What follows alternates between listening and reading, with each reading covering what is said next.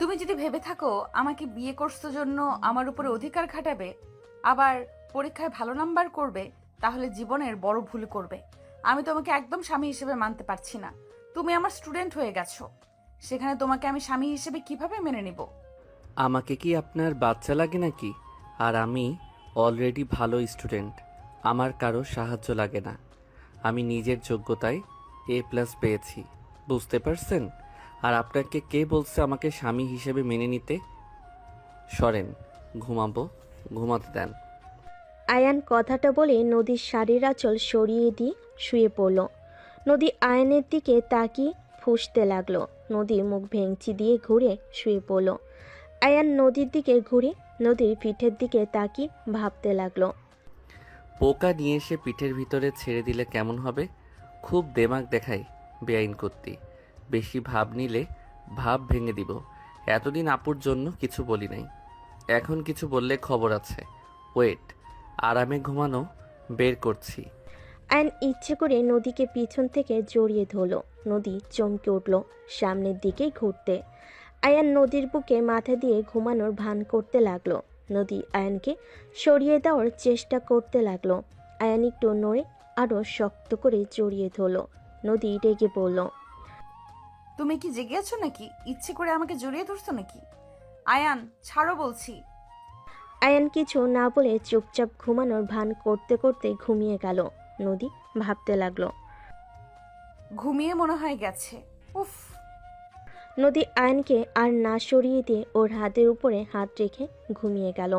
সকালে আয়নের ঘুম ভাঙলে দেখে নদী ওর বুকে মাথা দিয়ে ঘুমিয়ে আছে। আয়ন ভাবতে লাগলো। কাজটা হইল কি? আমি তো ওনার বুকের উপরে ঘুমিয়ে গেছিলাম, এই আবার আমার উপরে কখন ঘুমালো? আয়ন নদীর কোমরের দিকে চোখ গেলে আয়ন আস্তে আস্তে নদীর কোমরের উপর হাত দিয়ে সুড়সুড়ি দিতে লাগলো। নদী ঘুমের ঘরে চুলকাতে লাগলো। আয়ন মিটিমিটি করে হাসতে লাগলো। আয়ন আবার দিতে যাবে, সাথে নদী বিরক্ত হয়ে উঠে পড়ল। দেখে আয়ন ঘুমিয়ে আছে। আয়নকে জড়িয়ে ধরে শুয়ে আছে।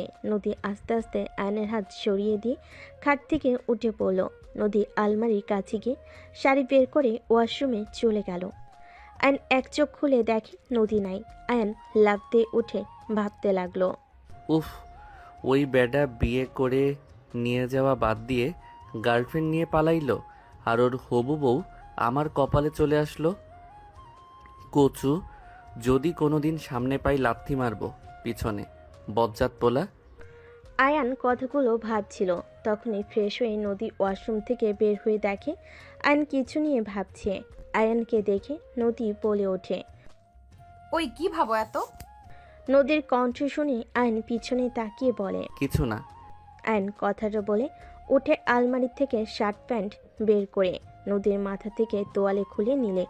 নদী রাগী লোক নিয়ে তাকিয়ে কিছু বলবে, সাথে সাথে আয়ন ঠোঁটে কিস করে দিয়ে বলে। জামাই কোনো কিছু নিলে রাগ করতে হয় না। তোমাকে তো আমি। কিস করবেন নাকি? নদী থাপ্পড় মারতে যাবে, সাথে সাথে নদীর হাত ধরে আরেক হাত দিয়ে কোমর চেপে ধরে টান দিয়ে কাছে নিয়ে এসে দুহাত পিছনে ধরে বলে। এত রাগ ভালো না বউ, তুমি যে হট, তোমাকে তো খালি আদর করতে ইচ্ছে করছে। এতদিন তো বড় হাপু হিসেবে দেখছি, তাই কখনো সেইভাবে তোমার দিকে তাকাই নাই। এখন তোমাকে দেখে আমি পুরো ফিদা হয়ে গেছি। ভেজা চুলে তোমাকে অসাধারণ লাগছে। তোমাকে দেখে নেশা লেগে যাচ্ছে। আয়নের কথা শুনে নদী ধাক্কা দিলে আয়ন সাথে সাথে দেওয়ালের সাথে ঠেকে গেল। নদীর দিকে হাসি দিয়ে কিছু বলার আগে নদী বলে উঠল। ছি, তোকে ভদ্র নম্র ভেবে এসেছি। এতদিন তোকে নিয়ে কত প্রশংসা করছি সবার কাছে, আর তুই সবার সামনে নিজেকে যেভাবে প্রেজেন্ট করস, আসলে তো তুই তেমন না। কতটা নোংরা তুই! তোর জায়গায় আমি থাকলে আমি তো কখনোই এভাবে কথা বলতাম না। কথা বলা তো দূর, তাকাতামও না। আমি তোর কলেজের ম্যাম, তোর উচিত আমাকে সম্মান করা। আমাকে দেখলে তোর লজ্জা পাওয়া উচিত। আর আমাকে তুই বলস আমি হট? নদীর কথা শুনে আয়ন নদীর হাত ধরে টান দিয়ে নিজের সাথে জড়িয়ে নিয়ে বলে। মাই ডিয়ার ম্যাম, ভুলে যাচ্ছেন আপনি আমার স্ত্রী। আমি মেয়ে না যে শরম পাবো। আমার বউকে আমি যা ইচ্ছে বলবো, এইটা আমার ব্যাপার। আপনি কলেজে ম্যাম, বাসায় আমার বউ, এটাই আপনার পরিচয়। ছাড় বলছি। আর তোর বউয়ের পরিচয় নিয়ে আমার থাকা লাগবে নাকি? ভুলে যাস না, এটা আমার বাপের বাড়ি। তোকে এখানে আমার বাবা আশ্রয় দিয়েছে বলে থাকতে পারতেছিস। এখন আমার শ্বশুর বাড়ি, আমি এখন নিশ্চিন্তে থাকব। আগে ভাবতাম আমার ভাগ্য অনেক খারাপ, আমার বাবা মা নাই, আমার বোন আমাকে বড় করছে, অনেক কষ্ট অভাবে বড় হয়েছি, অনেক অভিযোগ ছিল, এখন আর নাই। আপনার মতো হট একটা বউ পাইছি, সাথে বড়লোক শ্বশুর বাড়ি। আয়নের কথা শুনে নদী রাগ কন্ট্রোল করতে না পেরে আয়নের মুখে থুতু দিয়ে বলে, তোর বোন কত ভালো, আর তুই মানুষের বাচ্চা হতে পারস না। তোর বোন সহজ সরল, আর তুই হইছস শিয়ানা। অতি উড়া উড়িস না। যদি আমার ফ্যামিলির কেউ বুঝতে পারে তুই আমাকে বিয়ে করছস আমাদের সম্পদের জন্য, আর আমি যদি অভিযোগ করি তুই আমার সাথে বাজে ব্যবহার করস, তুই সবার সামনে যত ভদ্র দেখাস ততটা ভদ্র তুই না, তাহলে তোকে তোর বোনকে ঘাট ধাক্কা দিয়ে বের করে দিবে। আয়ন নদীকে ছেড়ে দিয়ে ওর শাড়ির আঁচল নিয়ে মুখে লাগা থুতুগুলো মুছতে মুছতে বলতে লাগলো, আমি একবারও বলি নাই তোমাদের সম্পদের জন্য তোমাকে বিয়ে করছি। তোমাদের সম্পদে আমি থুতু দেই। আমার পড়াশোনা শেষ হইলে আমি তোমাদের সব ঋণ শোধ করে দিব। নিজে ভালো চাকরি নিয়ে তোমাকে ভাড়া বাসায় থাকবো। আস্তে আস্তে টাকা জমিয়ে নিজস্ব বাড়ি করব। আয়ন কথাগুলো বলে ওয়াশরুমে চলে গেল। আয়ন গোসল করে জামা কাপড় পরে নিল। ওয়াশরুম থেকে বের হয়ে রেডি হয়ে নিচে চলে গেল। সবাইকে সালাম দিল। আয়নের সালামের উত্তর নিল সবাই। নদীর ছোট বোন তুলি বলে উঠল, আরে বেয়াই, আপনাকে তো দেখি আজকে বেশি কিউট আর হ্যান্ডসাম লাগছে। তুলির কথা শুনে নদীর ভাবি রূপা বলে ওঠে, আরে লাগবে না আবার, আমার ননদের আদর পেয়ে সুন্দর হয়ে যাচ্ছে। রূপার কথাগুলো শুনে সবাই হাসতে লাগলো। আয়ন লজ্জায় মাথা পিছনে দিয়ে বলতে লাগলো, না মানে, আচ্ছা ভাবি আপু কোথায়? আয়ান, আপু আমি কি আজকে কলেজে যেতে পারবো নাকি কোনো কাজ আছে? আরে ভাই নতুন বিয়ে করছো, বউকে সময় দাও, কলেজে গিয়ে কি হবে? হ্যাঁ ভাবি বাজে কথা বলেন না। আমি আয়ানকে কখনোই স্বামী হিসেবে মানব না। আমি সবাইকে বলে রাখলাম আয়ানকে কোনোদিন স্বামী হিসেবে মানব না, তাই আমার সাথে জড়িয়ে ওর বিষয়ে কোনো কথা কেউ বলবে না। নদীর কথা শুনে নদীর আব্বু আম্মু কিছু বলবে তার আগে নদী বের হয়ে গেল। নদীর আম্মু রেগে বলে, দেখলে তোমার মেয়ের কি দেমাক, ওকে যে আয়ান বিয়ে করেছে তাই কথা না, আর সেখানে কত বড় কথা বলল। আয়ানকে স্বামী হিসাবে কখনোই মেনে নেবে না। আর কেউ কিছু বলবে তার আগেই আয়ন নদীর আম্মুর দু কাঁধে হাত দিয়ে ধরে বলে, উফ আন্টি রাগ করেন না, আপনার মেয়েকে পটানোর দায়িত্ব আমার। এমনভাবে পটাবো দেখবেন তখন নিজের মুখে আমাকে স্বামী হিসেবে পরিচয় দিবে। আয়ান, নদীর সাথে পাকনামি যেন করতে যাস না। ওর মাথা ঠান্ডা হলে সব ঠিক হয়ে যাবে। তুই ছোট, তোর সাথে বিয়ে দিয়েছি তাই রাগ করেছে। এখানে যে কেউ রাগ করবে। বৌমা, তুমি সবসময় নদীর হয়ে কথা বলবে না তো? তোমাদের দুজনের আদর পেয়ে পেয়ে এত বড় কথা বলার সাহস পেল। আম্মু ক্ষমা করবেন, আমার কথা যদি কষ্ট পান। আম্মু, নদীর জায়গায় যে কেউ থাকলে রাগ করতো। আপনারা হঠাৎ করে আয়ানের সাথে বিয়ে দিলেন, বিষয়টা নদী মেনে নিতে পারছে না, তাইও রেগে আছে। কেন, তোমার ভাই কি ভালো ছেলে না? ওই কি খারাপ ছেলে নাকি যে তোমার ননদ এত বড় কথা বলবে? আম্মু, নদীকে কিছু সময় দেন, আর যত বলুক, স্বামী স্ত্রীর সম্পর্ক পবিত্র থাকতে থাকতে এমনিতেই ভালোবাসা তৈরি হয়ে যাবে। এখন ওই ছোট, আর আয়ানও তো নদীকে বড় আপু বলে ডাকতো। আয়ানকেও নদী তো ছোট ভাইয়ের মতো দেখতো। সেখানে হুট করে স্বামী হয়ে গেলে বিষয়টা লজ্জাজনক ব্যাপার। আমি কিছু বলবো না, তোমরা যা ইচ্ছে করো। নদীর আম্মু রাগ করে চলে যেতে নিবে। আয়ন দৌড়ে নদীর আম্মুর রুমে চলে গেল। নদীর আম্মু খাটের উপর বসলে আয়ন হাঁটু গেড়ে বসে হাত ধরে বলে, আন্টি আপনি এমনভাবে থাকলে কিন্তু আমার ভালো লাগে না। আপনি এইসব নিয়ে চিন্তা করবেন না তো, আমি ওনার মনে জায়গা করে নিবই, আর যা করা লাগবে আমি সব করব। আর সত্যি বলতে আমারও প্রথমে অনেক লজ্জা লাগছিল। ছেলে মেয়ের ভালো করতে গেলে আমরা বাবা মা খারাপ হয়ে যায়। আন্টি এইটা কি বলেন?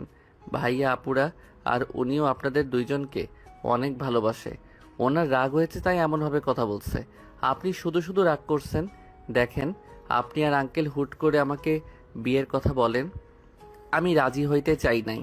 আপনার মুখের দিকে তাকিয়ে আমি রাজি হয়ে যাই। দুইজনের সময় দরকার। আচ্ছা আন্টি, আমার ফোনটা বাজছে। আয়ন উঠে ফোনটা রিসিভ করে ওর ফ্রেন্ডদের সাথে কথা বলা শেষ করে নদীর আম্মুকে কিছুক্ষণ বুঝিয়ে আয়ন রুম থেকে বের হয়। আগের রুমে গিয়ে ব্যাগ নিয়ে বের হইলে আয়নের দুলাভাই আশিক বলে উঠল, আয়ান, গাড়ি ভাড়া নিয়ে যাও। ভাইয়া ভাড়া আছে, ওনার বিয়েতে তো অনেক টাকা উঠছে, ওইগুলো আছে। ও আচ্ছা, আসো, কলেজে নামিয়ে দিয়ে অফিসে যাব। আপনার আবার লেট হয়ে যাইতে পারে, আপনি যান, আমি গ্যারেজ থেকে সাইকেলটা নিয়ে চলে যাব। আচ্ছা, সাইকেল ঠিক করছো? জি, ঠিক করা হয়েছে। আয়ান ওর দুলাভাইয়ের সাথে কথা বলা শেষ করে বাসা থেকে বের হয়ে গেল। সামনে গ্যারেজ থেকে সাইকেল নিয়ে সোজা কলেজে চলে গেল। কলেজে ঢুকে সাইকেলের এক সাইডে রেখে হেঁটে যেতে লাগলো। নিচের দিকে তাকিয়ে থেকে রাকিবকে কল করতে করতে যেতে লাগলো। হঠাৎ কারোর সাথে ধাক্কা খেয়ে ফোন পড়ে যেতে নিবে, সাথে সাথে ক্যাচ ধরে ফেলল। সামনের দিকে তাকিয়ে দেখে নদী পড়ে আছে। আইন কিছু বলার আগেই কিছু স্টুডেন্ট দৌড়ে এসেছে। 3টা মেয়ে নদীকে ধরে তুলল। আর কয়েকটা ছেলে আয়নের মুখে ঘুষি মেরে বলে, তোর এত বড় সাহস, আমাদের ম্যামকে ধাক্কা মেরে ফেলে দিয়ে তাকিয়ে থাকোস। আয়নকে আরেকটা মারতে যাবে, সাথে সাথেই নদী বলে, ওকে ছাড়ো, ওই বুঝতে পারে নাই আমি তাড়াতাড়ি করে যেতে নিয়ে ধাক্কা লাগছে, যাও তোমরা। নদীর কথা শুনে ছেলেগুলো আয়নকে ছেড়ে দিয়ে চলে গেল। আয়ন ঠোঁটের কাছে হাত দিলে দেখে রক্ত বের হচ্ছে। আয়ন কিছু না বলে রক্ত মুছতে লাগলো। হঠাৎ করে কয়েকজন এসে নদীকে সালাম দিয়ে আয়নকে পিছন থেকে জড়িয়ে ধরে আয়নের ঠোঁটে রক্ত দেখে অবাক হয়ে বলে ওঠে, দোষ, তোর মুখে রক্ত? কিছু না, চলো ক্লাসে। আর কখন থেকে কল দিচ্ছি, ধরস না কেন? আয়ন ওর বন্ধুদের সাথে মিলে ক্লাসে ঢুকে পড়ল। নদীও আয়নের ক্লাসে চলে গেল। নদীকে দেখে সবাই দাঁড়িয়ে সালাম দিল। নদী ক্লাসের ভিতরে এসে সবাইকে নিজের পরিচয় দিয়ে সবার থেকে পরিচয় নিতে লাগলো। আয়নের কাছে গেলে আয়ান দাঁড়িয়ে বলে, আমার নাম আয়ান। নাইস নেম, বসো। নদী ক্লাস শুরু করতে লাগলো। আয়ন নদীকে মুগ্ধ নয়নে তাকিয়ে থেকে দেখতে লাগলো। নদী মাঝে মাঝে আয়নের দিকে তাকালে আয়নের চোখে চোখ পড়তেই নদী চোখ সরিয়ে নিয়ে ক্লাস করতে লাগলো। নদী ক্লাস শেষ হলে চলে গেল। রাকিব বলে ওঠে, আয়ন ওর বন্ধুদের নিয়ে ক্লাস থেকে বের হয়ে মাঠের ভিতরে গিয়ে ফুচকাওয়ালা মামার কাছে গিয়ে ফুচকা অর্ডার দিয়ে সবাই বসে থেকে আড্ডা দিতে লাগলো। সবার সাথে ফুচকা খাওয়া শেষ করে সবাই মিলে ক্লাসে চলে গেল। ম্যাম যেমন দেখতে তেমন পারানো সিস্টেমটাই অসাধারণ। আচ্ছা বাহিরে চলো, তোদের ট্রিট দিব। আর বলিস কি, তুই আমাদের ট্রিট দিবি? হ্যাঁ চল, বেআইনের বিয়েতে টাকা পাইছি, ওইগুলো দিয়ে খাওয়াবো তোদের। বাহ বাহ, চল। 1:30 কলেজ ছুটি হইলে আয়ন ওর বন্ধুদের সাথে বের হয়ে গেল। 3টার দিকে বাসায় আসলে আয়নের মুখে কাটা দেখে আতিয়া বলে ওঠে, আয়ান, কি হয়েছে? তোর ঠোঁটের কাছে কাটা কেন? কিছু না আপু। কয়েকটা ছেলের ঘুষি খেয়েছে ভাবি। নদীর কথা শুনে সবাই অবাক হয়ে বলে, কি আয়ান, কি করছোস যে তোকে ওরা মারলো? তুই কি ক্ষতি করেছিলি ওদের? তোর অনেক সাহস বেড়ে গেছে, তাই না? আপু, আমি কিছু করি নাই। মারতে আসবে, সাথে সাথে নদী পানি খাওয়া শেষ করে বলে, ভাবি আমাকে ধাক্কা দিয়ে ফেলে দিয়েছিল, তাই আমার স্টুডেন্টরা ওকে মারছে। কোনো স্টুডেন্টের সামনে শিক্ষিকাকে অসম্মান করলে কি ছেড়ে দিবে নাকি? কি, ওই তোমাকে ধাক্কা দিয়েছিল? আয়ান, আমি তোকে এই শিক্ষা দিয়েছি? নিজের স্ত্রী সব স্টুডেন্টের সামনে ধাক্কা দিয়ে ফেলে দিয়ে অসম্মান করস? তোর লজ্জা লাগে না? আয়ন আতিয়ার কথা শুনে আতিয়াকে কিছু বলবে, তার আগে আয়নের গালে থাপ্পড় বসিয়ে দিল। আয়ন গালে হাত দিয়ে নদীর দিকে তাকিয়ে থাকলো। নদীর সোফা থেকে উঠে না দেখার ভান করে রুমে চলে গেল। আয়নকে আরও মারতে যাবে। আয়ন দুহাত দিয়ে মার থেকে বাঁচার চেষ্টা করতে লাগলো। নদীর আম্মু বলে ওঠে, বৌমা থামো, ওকে কেন মারছো? তোমার ননদ ভালো মানুষ নাকি? আয়ান, সত্যি করে বলো তো কি হয়েছিল? আর তুমি হঠাৎ করে ওকে ধাক্কা কেন দিয়ে ফেললে? আন্টি, বিশ্বাস করেন, আমি ইচ্ছে করে কিছু করি নাই। আমি রাকিবকে কল দিতে দিতে হাঁটছিলাম, হঠাৎ করে উনি সামনে আসলো, ধাক্কা লেগে উনি পড়ে যায়। তারপর তারপর সব খুলে বলি। রূপা বলে, শুধু শুধু আয়ানকে মারলে আফা। আয়ান যাও, রুমে গিয়ে ফ্রেশ হয়ে নাও। আয়ন সোজা নদীর রুমে চলে গেল। নদী আয়নের দিকে তাকিয়ে থেকে ভিলেন মার্কা হাসি দিল। আয়ন কিছু না বলে ব্যাগ টেবিলের উপর রেখে আলমারি থেকে শার্ট প্যান্ট নিয়ে ওয়াশরুমে চলে গেল। গোসল করে বের হলে শার্ট প্যান্ট বারান্দায় মেলে দিল। আয়ন বারান্দায় দাঁড়িয়ে থেকে পাশের বারান্দার মেয়েটার দিকে তাকাতে মেয়েটা বলে, হাই আয়ান, কেমন আছো? আলহামদুলিল্লাহ, তুমি কেমন আছো? এই তো আলহামদুলিল্লাহ। বউ কই তোমার? শুয়ে আছে। ও আচ্ছা, সন্ধ্যার দিকে ছাদে এসো। আইন মেয়েটাকে কিছু বলবে তার আগে নদী পিছনে দাঁড়িয়ে রাইসার দিকে রাগী লোক নিয়ে তাকাতেই রাইসা চলে যেতে নিলে আয়ান বলে, ওই এখন চলে যাচ্ছ কেন? আমার কথা তো শুনে যাবে নাকি? পরে শুনবো। কথাটা বলে চলে গেল। নদী খাটের কাছে চলে গেল। আইন কিছুক্ষণ সামনের দিকে তাকিয়ে থেকে রুমের দিকে তাকিয়ে দেখে নদী খাটের উপর পা ঝুলিয়ে বসে আছে। আইন রুমে গিয়ে নদীর পাশে বসে আস্তে করে চুলের খোপাটা খুলে দিলে নদীর রাগী লোক নিয়ে তাকাতে আইন সাথে সাথে অন্যদিকে তাকিয়ে থেকে বলতে লাগলো, কাউকে চুল ছেড়ে দিয়ে থাকলে বেশি সুন্দর লাগে, বাতাসে উঠলে আরো সুন্দর লাগে। আমার মাথার চুল ছেড়ে দিতে বলছি তোমাকে। কই না তো। তাহলে খুললে কেন? দেখতে মন চাইলো তাই। আচ্ছা শুনো, তুমি কি তখন ব্যথা পেয়েছিলে? মানুষ জন্য কিছু বলি নাই। ব্যথা পাইলে কি আর না পাইলেই কি? পাইছো নাকি সেইটা বলো। পাইছি, কি করবি? কোথায় দেখি? কোমরে আর হাতে একটু পেয়েছি। কানার মতো করে হাঁটো। আইন নদীর হাত নিয়ে দেখতে লাগলো। আইনের কাছ থেকে হাত নিয়ে বলে, ছাড়ো। দেখি হাতটা কোথায় পাইছো, দেখা তো যাচ্ছে না। ছাড়ো বলছি। তোমার দেখতে হবে না। দেখাবে নাকি জোর করে কিস করব? বেয়াদব, এখানে ব্যথা পাইছি কি করবি? হ্যাঁ, নদীর কথা শুনে আইন দুষ্টামির হাসি দিয়ে বলে, আমি তো ব্যথার জায়গায় কিস করতে চাইলাম, তাহলে কিস করি। আইন নদীর বুকের দিকে যেতে যাবে আইনের মুখ ধরে বলতে লাগলো, আমি রেগে বলছি, একদম কাছে আসবে না, মারবো কিন্তু।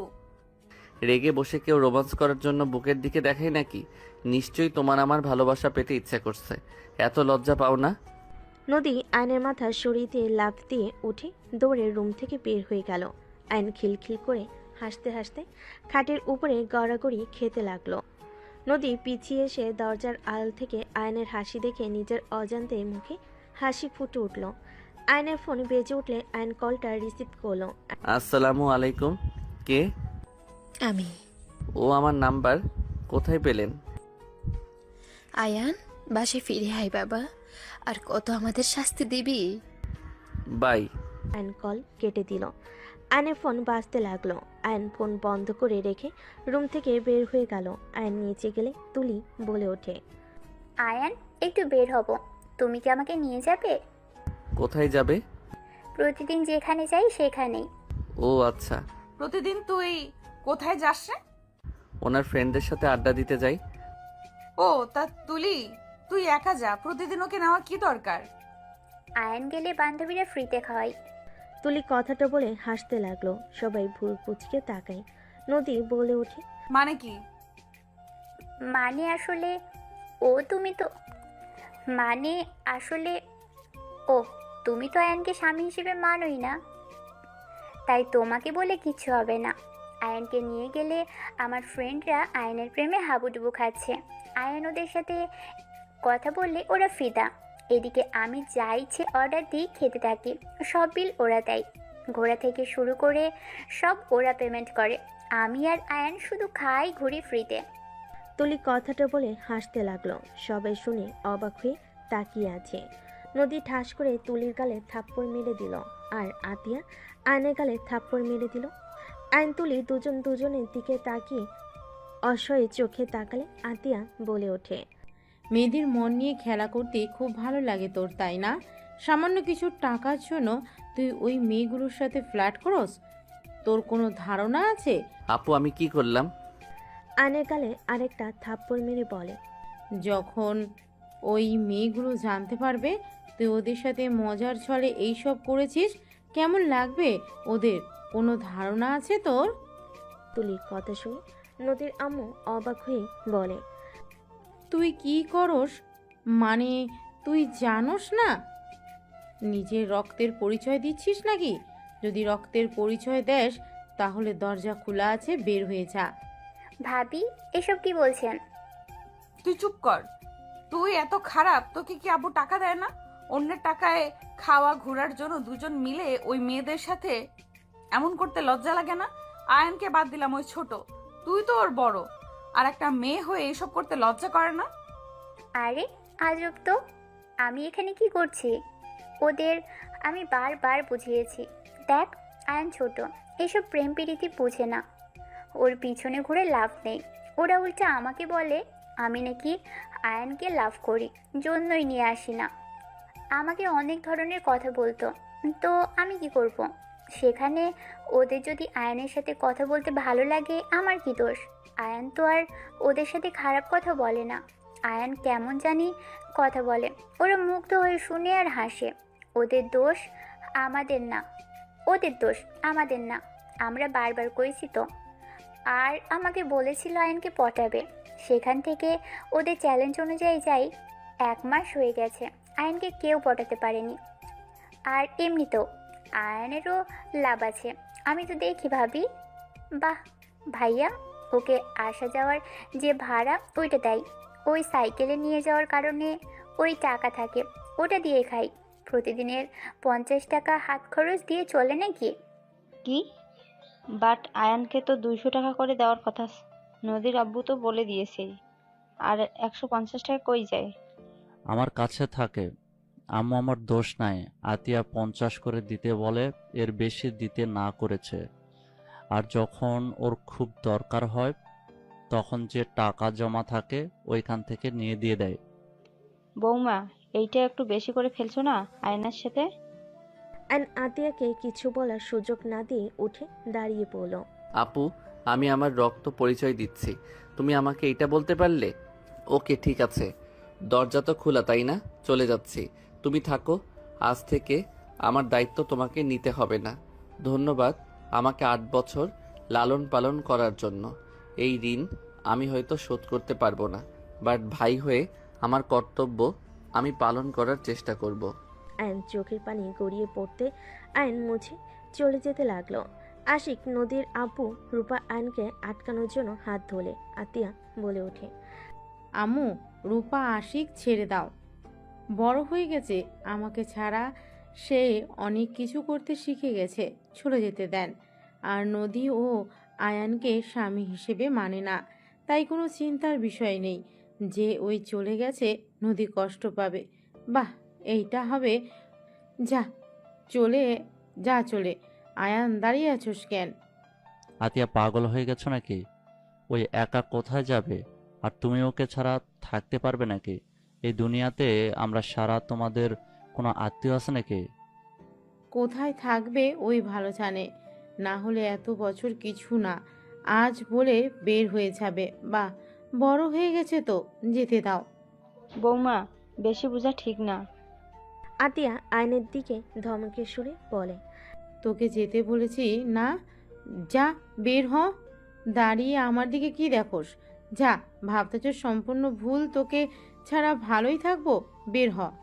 আয়ন আশিকের হাত সরিয়ে দিয়ে বের হয়ে গেল। আশিক দৌড়ে আয়নের পিছন যেতে লাগলো। আয়ন কোনো কথা না শুনে বের হয়ে গেল। আতিয়ার চোখের পানিগুলো টলমল করতে লাগলো। রূপা আতিয়ার দিকে তাকিয়ে বলে, বের হয়ে যেতে বলে এখন কাঁদছো কেন? শুধু শুধু ওকে বের করে দিলে। ভাবি, আপনি এমনটা করে ঠিক করলেন না। আয়ন এসব করতে চায় নাই, আমি জোর করেছিলাম। আতিয়া কারো কোনো কথা না শুনে দৌড়ে চলে গেল রুমে। এদিকে আয়ন সিএনজিতে উঠে চলে গেল। আশিক বাসার ভিতরে গেলে নদীর আম্মু বলে, কি হলো, আয়ান আসলো না? না, সিএনজিতে উঠে চলে গেল। আর তুলি ফালতু কাজের ভেতরে ওকে জড়াতে হবে কেন? আমি কি জানতাম ভাবি এত রেগে যাবে? আর এখানে এত রেগে যাওয়ার তো কোনো কারণ আমি দেখি না। নদী থাপ্পড় মালে তুলি চুপ হয়ে গেল। নদী রুমে চলে গেল। তুলি কান্না করতে করতে রুমে চলে গেল। 5 দিন পর। আশিক, আয়ানকে কি খুঁজে পেয়েছো? ওর বন্ধুদের থেকে কোনো খবর পাইছো? 5 দিন পর আতিয়াকে এত উতলা দেখে সবাই অবাক হয়ে তাকালো। আশিক অবাক হয়ে বলল, আয়ানের খবর শুনে কি করবে? ওকে পাইলে কি আর না পাইলে কি? তুমি তো 5 দিন ওর নাম শুনতে চাইলে না। আজ আবার কি হলো যে ওর খোঁজ চাচ্ছ? আশিক, ওই আমার ভাই। আমি রাগ করেছিলাম। আমি রাগের বশে একটা কথা বলে দিয়েছি, তাই বলে ও বাসা থেকে বের হয়ে যাওয়ার কথা বলবে? আমি কি আমার ভাইকে শাসনও করতে পারবো না নাকি? শোনো, আমাদেরও ভাই বোন আছে। আমার আম্মুও কোনোদিন তোমার মতো করে শাসন করে নাই। আমার আম্মু আব্বু কি কম রাগী নাকি? তুমি আয়ানকে যে পরিমাণ শাসনে রাখতে, তারপরও কোনোদিন তোমার মুখের উপরে কিছু বলে নাই। ওকে যেভাবে বলো সেইভাবে চলে। ওই ছোট মানুষ তুলির সাথে মিলে একটু মজা করছে, তাতে তুমি ওকে থাপ্পড় মারলে, বের হয়ে যেতে বললে। আমি বুঝলাম না, আমাদের ফ্যামিলি কোনো সমস্যা নাই আয়ানকে নিয়ে, তুমি এত রাগ শাসন কেন করো? তুমি বুঝবে না, অল্পতে খুশি থাকা ভালো, যেটা আমার ভাইকে আমি শিখিয়েছি। হ্যাঁ, আমি মানছি রাগের বশে আমি ওকে বকা দিয়েছি। ওর বোঝা উচিত ছিল আমি ওর ভালোর জন্য ওকে বকাগুলো দিয়েছি। ওই ছোট আর কত সহ্য করবে? এইটাই শাসন বলে না আতিয়া, পাগলামি বলে। আমার ছেলে মেয়েকে তুমি এত শাসন করতে পারবে না। ওরা বাসায় আসলে একদম ওদের উপরে এত শাসন চালাতে যাবে না, বলে দিলাম। Ashik, just shut up. Ashik, বৌমার সাথে ঝগড়া করিস না। তুই কি আয়ানের খোঁজ পেয়েছোস? নদী, ওই কি কলেজে আসে না? না, আমি খুঁজেছি, ওকে পাই নাই। ওর ফ্রেন্ডদের জিজ্ঞেস করলে বলে কিছু জানে না, ও সম্পর্কে বেশি ঘাটলে নানা ধরনের প্রশ্ন করবে, তাই আর কিছু বলি নাই। ওর ফ্রেন্ডদের তুমি চেনো নদী? বাট বাসা কই তা জানি না। মনে হয় বস্তির ওইদিকে হবে। ওদের ওইদিকে কয়েকবার যেতে দেখেছি। উফ, কেন যে রাগ দেখাতে গেলাম, ফোনটাও নেয় নাই। আতিয়া কান্না করতে লাগলো। রূপা আতিয়াকে ধরে হঠাৎ করে আতিয়ার কল বেজে উঠল। আয়নের ফোন দেখে কল এসেছে। আতিয়া তাড়াতাড়ি ফোনটা রিসিভ করলো। আসসালামু আলাইকুম, কে? ওয়ালাইকুম আসসালাম আতিয়া। ও আপনি? দেখেন, আয়ানকে আপনারা যদি নিয়ে যেয়ে থাকেন তাহলে আমার ভাইকে ফিরিয়ে দেন। আমার ভাইকে ছাড়া আমি থাকতে পারবো না। আমার ভাইকে ফিরিয়ে দেন। আতিয়া, এসব কি বলছো? আয়ান তোমার কাছে নাই? আপনি এমন অবাক হচ্ছেন, আপনারা ওকে নিয়ে গেছেন। আতিয়া, এসব কি বলো? আয়ানকে আমরা নিয়ে আসি নাই। আমরা তো লন্ডন, আমরা কিভাবে নিয়ে আসবো? আয়ানকে নিয়ে যাওয়ার জন্য এসেছিলাম। আয়ান আসে নাই, তোমার সাথে কথা বলারও সুযোগ দেয় নাই। সত্যি আপনারা ওকে নেন নাই? তুমি নাম্বারটা দেখো। আতিয়া নাম্বারের দিকে তাকিয়ে দেখে বাহিরের দেশের নাম্বার। আতিয়া কান্না করতে করতে বলে, ওকে রাখছি। আয়ান কোথায়? ওর কি হয়েছে? তুমি ঠিক আছো আতিয়া? আয়ানের সাথে কিছু হয়েছে তোমার? আতিয়া, কথা বলো। আতিয়া ফুপিয়ে ফুপিয়ে কান্না করতে করতে বলে, জানি না, আমার উপরে রাগ করে বের হয়ে গেছে। আজ 5 দিন ওর কোনো খোঁজ খবর নেই। আতিয়ার কথা শুনে আয়নের আম্মু থমকে গেল। আয়নের আম্মু বলে, কি বলছো? আমি সেই দিন কথা বললাম, ওই আমার ফোন কেটে দিয়ে ফোন বন্ধ করে দিয়েছিল। ওর বন্ধুদের সাথে যোগাযোগ করো, আমি মানুষ লাগিয়ে দিচ্ছি, তুমি কান্না করো না। আপনার সাহায্য আমার লাগবে না। আমি আমার ভাইকে একা খুঁজে নিয়ে আসব। আর আপনি আমার ভাইকে কেন কল দেন? আপনাকে কতবার বলেছি আমার ভাই আমার সাথে যোগাযোগ রাখার চেষ্টা করবেন না। আতিয়া, কেন এমন করছো? আমাদের কি ক্ষমা করা যায় না? আজ 9 বছর হয়ে গেল তোমরা দুইজন আমাদের থেকে দূরে। আমরা তো তোমার বাবা মা, কেন এমন করছো? তোমার আব্বুর ভুলের জন্য শেষ তো শাস্তি পেয়েছে। চুপ করেন, আপনাদের কথা আমি শুনতে চাই না। আমার ভাইকে আমি ফিরিয়ে নিয়ে আসব। আমি আমার ভাইয়ের উপর আপনার হাজবেন্ডের আর আপনার বড় ছেলের ছোঁয়াও পড়তে দিব না। Just hate you. আয়নের আম্মুকে কিছু বলতে না দিয়ে কল কেটে দিয়ে রাগে বসে ফোন আছাড় দিয়ে ভেঙে ফেললো। আতিয়ার এমন রাগ দেখে সবাই চমকে গেল। আতিয়া ওর ফোন বের করে একজনকে কল দিয়ে বলল, আসসালামু আলাইকুম, আমি আতিয়া। ওয়ালাইকুম আসসালাম। চাচ্চু, তুমি কোথায়? আমি যেখানে থাকার সেখানে আছি। আপনি আমাকে সাহায্য করতে পারবেন? কি হয়েছে চাচ্চু, কান্না করছো কেন? আমি আয়ানের পিক আপনাকে দিচ্ছি। 2 ঘন্টার ভিতরে ওকে খুঁজে বের করে দিবেন। কি হয়েছে আয়নের? আমার সাথে ঝামেলা হয়েছিল, রাগ করে চলে গেছে। 5 দিন ধরে ওর কোনো খোঁজ পাচ্ছি না। আমার যতটা ধারণা ও এই এলাকায় আছে। ওর কাছে বেশি টাকা নাই যে বাইরে যাবে। ঠিক আছে, কান্না করো না, আমি দেখছি। আতিয়া কথাগুলো বলে ফোন কেটে দিল। আয়নের পিক পাঠিয়ে দিল। আতিয়া নিচ থেকে সিম ভেঙে ফেলল। আশিক বলে ওঠে, কাকে বললে যে 2 ঘন্টার ভেতর আয়ানকে বের করে দেবে? এইটা কিভাবে সম্ভব? আমরা 5 দিন ধরে খুঁজে যাচ্ছি, পাচ্ছি না। আর আয়ানের ফোনের সিম ভেঙে কেন ফেললে? এই সিম ফোনের কোনো দরকার নাই। আর যাকে বলেছি তার উপরে আমার বিশ্বাস আছে। আতিয়ার ফোন বেজে উঠলে আতিয়া কল রিসিভ করতেই আয়ন বলে ওঠে, আপু, ওরা আমাকে ধরে নিয়ে এসেছে। আপু আমাকে যেতে দিচ্ছে না। তুই বল আপু, বাসায় যেতে বলেছে। আয়ন কিছু বলার আগেই চাচ্চু ফোন রিসিভ করে বলে, আতিয়া, আয়ান আজকে আমাদের কাছে থাক। তোমার আম্মুরা কাজিনরা ওকে যেতে দিবে না। আয়নকে আসতে দেন, ওই পরে গিয়ে ঘুরে আসবে। তুমি এখানে আসো। ভাই। আতিয়া কল কেটে দিল। আয়নের ফোনগুলো সিম সব টুকরো টুকরো তুলে ডাস্টবিনে ফেলে দিয়ে রান্নাঘরে চলে গেল। নদীর আম্মু আশিককে বলল, বৌমা আমাদের থেকে মনে হয় কিছু লুকাচ্ছে। ওর কথা বলার ধরন চেঞ্জ হয়ে গেছে। 2 ঘন্টার ভিতরে একটা মানুষকে কিভাবে খুঁজে বের করবে? আমিও বুঝতে পারছি না, এমন সরল নরম কণ্ঠে মানুষ কিভাবে এভাবে কথা বলতে পারে। রাগের চটে ফোন ভেঙে ফেললো। সবাই টুকটাক কথা বলতে লাগলো। 3 ঘন্টা পর কলিং বেল বাজার শব্দ হলো। কাজের লোক দরজা খুলতে চলে গেল। আইন ভিতরে ঢুকলো। সবাই অবাক হয়ে গেল। আতিয়ার সামনে কাপা কাপা কণ্ঠে পড়ল, আই এম সরি। লাস্টে 37 কার নাম্বার? আয়ান থমকে গেল। আয়ন ভয় ঢোক গিলে বলে, না মানে। আয়নের গালে সজোরে থাপ্পড় মেরে কলার ধরে বলে, না মানে কি? লাস্টে 37 কার? উত্তর দে আমাকে। আপু, আই এম সরি। আয়ন আতিয়াকে জোর করে জড়িয়ে ধরে কান্না করতে করতে বলে, আপু, আমাকে ক্ষমা করে দাও। বিশ্বাস করো, আমি তোমাকে ছাড়া কোথাও যাব না। উনি আমাকে কল দেয়, আমি ব্লগ দিতে গিয়েও পারি না। আমার ওনার কণ্ঠ শুনতে ভালো লাগে। ছাড় আমাকে, তাহলে চলে যা। তোকে কে থাকতে বলেছে এখানে? চলে যা। আমি তো খারাপ বোন, তোকে কোনো স্বাধীনতা দেই না। আমি সব সময় শাসনে রাখি। চলে যা তুই। আপু, আই এম সরি। প্লিজ আমাকে ক্ষমা করে দাও। আমার ভুল হয়ে গেছে। আমি আর ওনার ফোন রিসিভ করব না। উনি বারবার আমাকে কল করে। আমি কতবার বলছি আমাকে কল দিবেন না। আমি ফোন বন্ধ করে রাখি।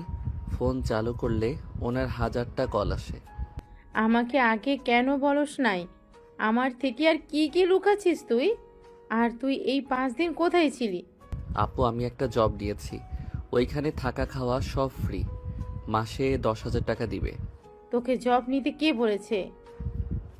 আপু, আমি তো বড় হয়েছি, এখন আমার স্ত্রীও আছে।